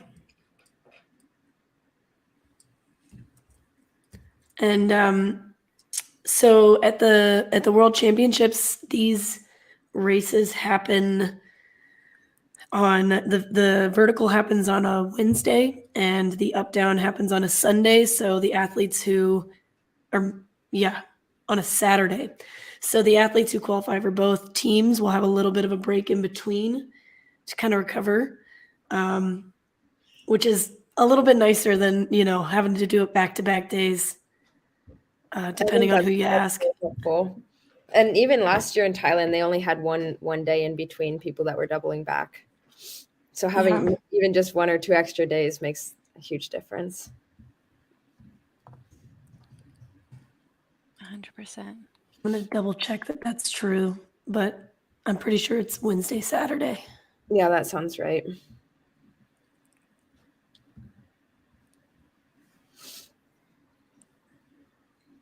So now the only team that is yet left to be determined is the 40K team.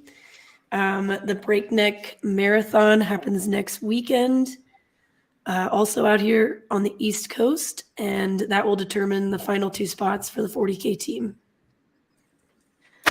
Yes, because on the women's side, we already have MK and Kimber. And then on the men's side, MK, can you remind me who's on that team? I will have to check, but I think it's Craig Hunt. Oh, I should know this. Let's see. While you're looking there, MK, I'm going to try and take the finish line camera and run over to where Allie Mack is. She's the one person they randomly pick out a top 5 for drug testing, so she was not selected. I want to see if I can get her on with earbuds for you for a quick interview. I thought it'd be nice to get someone in there. So yeah, that sounds great. Stay tuned.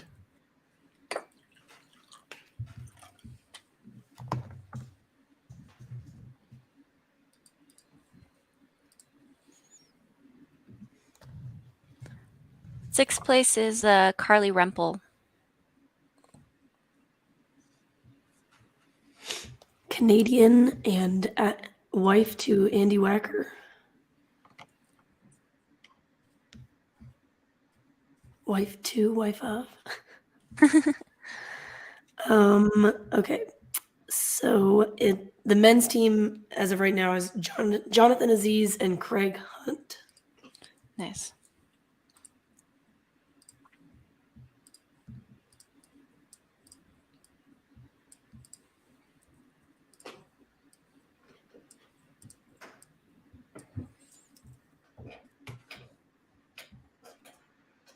We will see from Paul how the men's drug testing is going.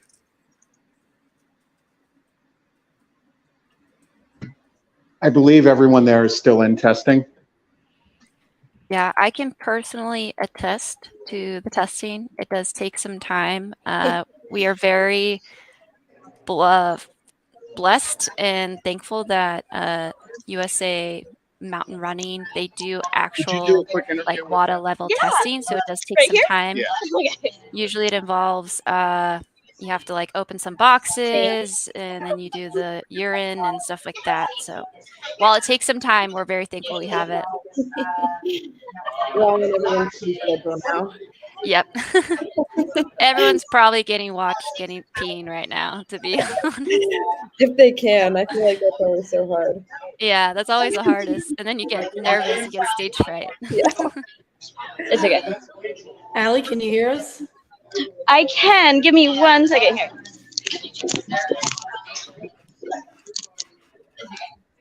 Okay.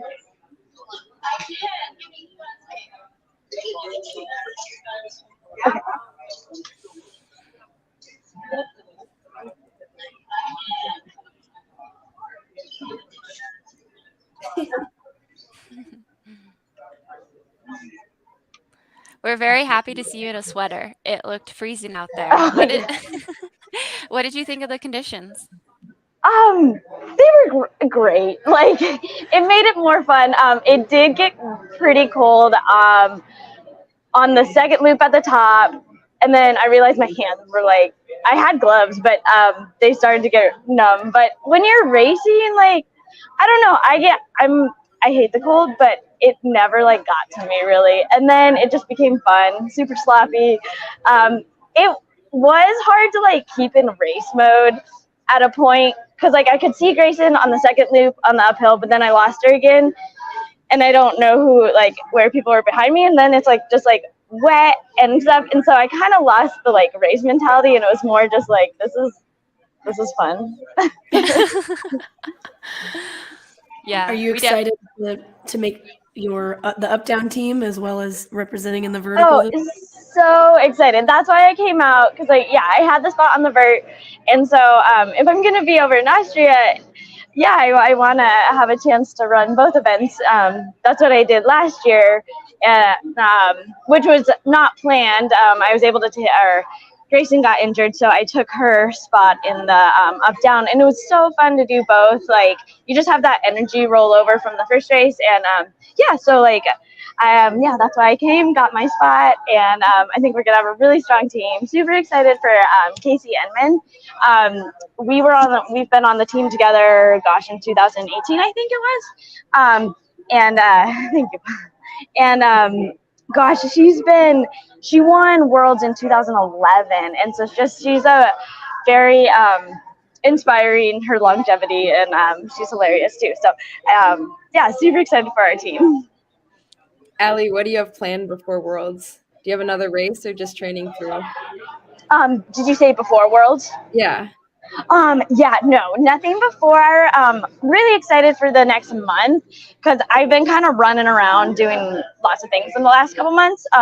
Super fun. I've loved it all, but in my head I was like, okay, if I get that spot, even though I had the vert too, May, I want to kind of train a little harder, be a little more organized in my training. I have a few fun things planned right before Worlds. I'm going to travel in the van and stop at a few places before flying out. But other than that, no races, just training. And when Allie Mack says she's been running around, she's been getting her base jumping license, not running around doing errands. Yes, and that's what I'm going to make a stop to do a few jumps before Worlds. So, just get that energy going. That's awesome. Well, we definitely made note of you all having to stay mentally in it that second lap, because the weather looked like it was getting worse and there was no more guys. But it was very impressive. You looked great the entire time. Thank you so much. Yeah, to be honest, the second loop I liked a lot better. I like loops because they're like when it's, you know what's coming. And the very first mile of the race, was awesome. And then it kind of flattens out, and that's when Grayson pulled away a little, which was fine. I felt good with what I was doing, but then the next 2 miles were just kind of like, I don't know, they're a little mentally tougher. And then the second loop felt great. Like, yeah, the weather was picking up and stuff, but I knew what was coming, and I really, really enjoyed it. And but yeah, but at the same time, I'm glad it's over. I'm with some friends in the lodge, and now it's party time. I see you have a Truly in hand. Yeah, it's this is not my drink of choice, but they had it here, so I'll take it. Out of necessity. But thank you for sponsoring. I do appreciate that. I think they're a sponsor. Yes. They are a sponsor. Wow, that's awesome. It's too bad Truly doesn't make a hot drink. Oh, I'm sure we could figure it out. We'll get Wow. creative. Congrats. Yeah, again, it was just so cool. I mean, in the top 4, 3 of you have been world champions. That is such a cool field to be a part of. And yeah, I'm sure all of us know that come Worlds, like you're going to be up there with everyone in front. So it's going to be very exciting to watch you. Oh, thank you. Yeah, it's going to be a good month. And thank you guys for announcing. Talking to the people who watched, they really enjoyed it. So good job. Thank you. We enjoyed it too. All right. Well, I will let you guys go. Have a good one. We'll let you go. Go enjoy yourself. Congratulations. All right. Thank you. Bye. What is that? Oh, is the heat blasting in that room? It is. Good. It is. I have 2 jackets on, and I came in here, and I'm like, oh, it's still cold. So yes. Are any of the men available yet? I'm turning off my camera just because I'm like randomly walking through here and trying to be respectful to people. I don't think the men are out yet. This might conclude things. I'm going to see if I can find any of the men. All right, just let us know. Yeah, as I said, I figure I'd turn off the camera so it's not Paul's attempt at Anthony Bourdain walking through. Well, just a Update, oh, go ahead, Lauren. update from Dan, can't pee, so we might not. Oh, that's why it's taking him so long. Yep. Stage fright. No, What? it always happens when we have to go. it's always harder when Catalina's it's really upstairs. Okay, up here. Like literally go to the top of the stairs. Inside. Sorry. Thank you. Catalina's right upstairs. Thank you. Sorry. Sorry, have to trade the Tesla with the Tesla renters. I'm heading back over there to see. Sorry, go ahead, girl, ladies. I was gonna say I was USATA tested on Thursday before Canyons, and they actually had a new technology. I didn't have to pee. They like gave me this thing that I poked myself with, and then it was blood instead of pee. It was really nice because of course I peed right before I went to check in. And then they were like, surprise, you're getting drug tested. And I was like, oh, no. Is this Roger? I didn't have to. Way to go, way to go. The drug testing stories are always kind of funny. You just got to roll with it. Yep. 100%. Well, a reminder to everyone. So yesterday we had our VK team. Today at the bottom there, you can see in the banner the names that are tentative. We say pending. We assume all these people are going to pass the drug test, but it's technically pending until that information comes back. In which case it will roll down. I believe it isn't like a resume-based thing to fill those slots. And our final race to select is actually May 6th. Which is this Saturday, so less than a week away at Breakneck. So that's going to be really fun to watch as well. Lauren, are you doing that? Just kidding. How was it watching this? Do you wish that you were racing? Oh, I feel like always you watch a race, and I think it's more just watching the course. You just want to be out there and experiencing it, you know? I do feel a little... I don't know what the right word is, like prissy, just watching it from the comforts of my house, you know. Another shameless SubHub plug. Danny and I are hoping to do a little bit of a preview for Breakneck that we will put out before the race next weekend.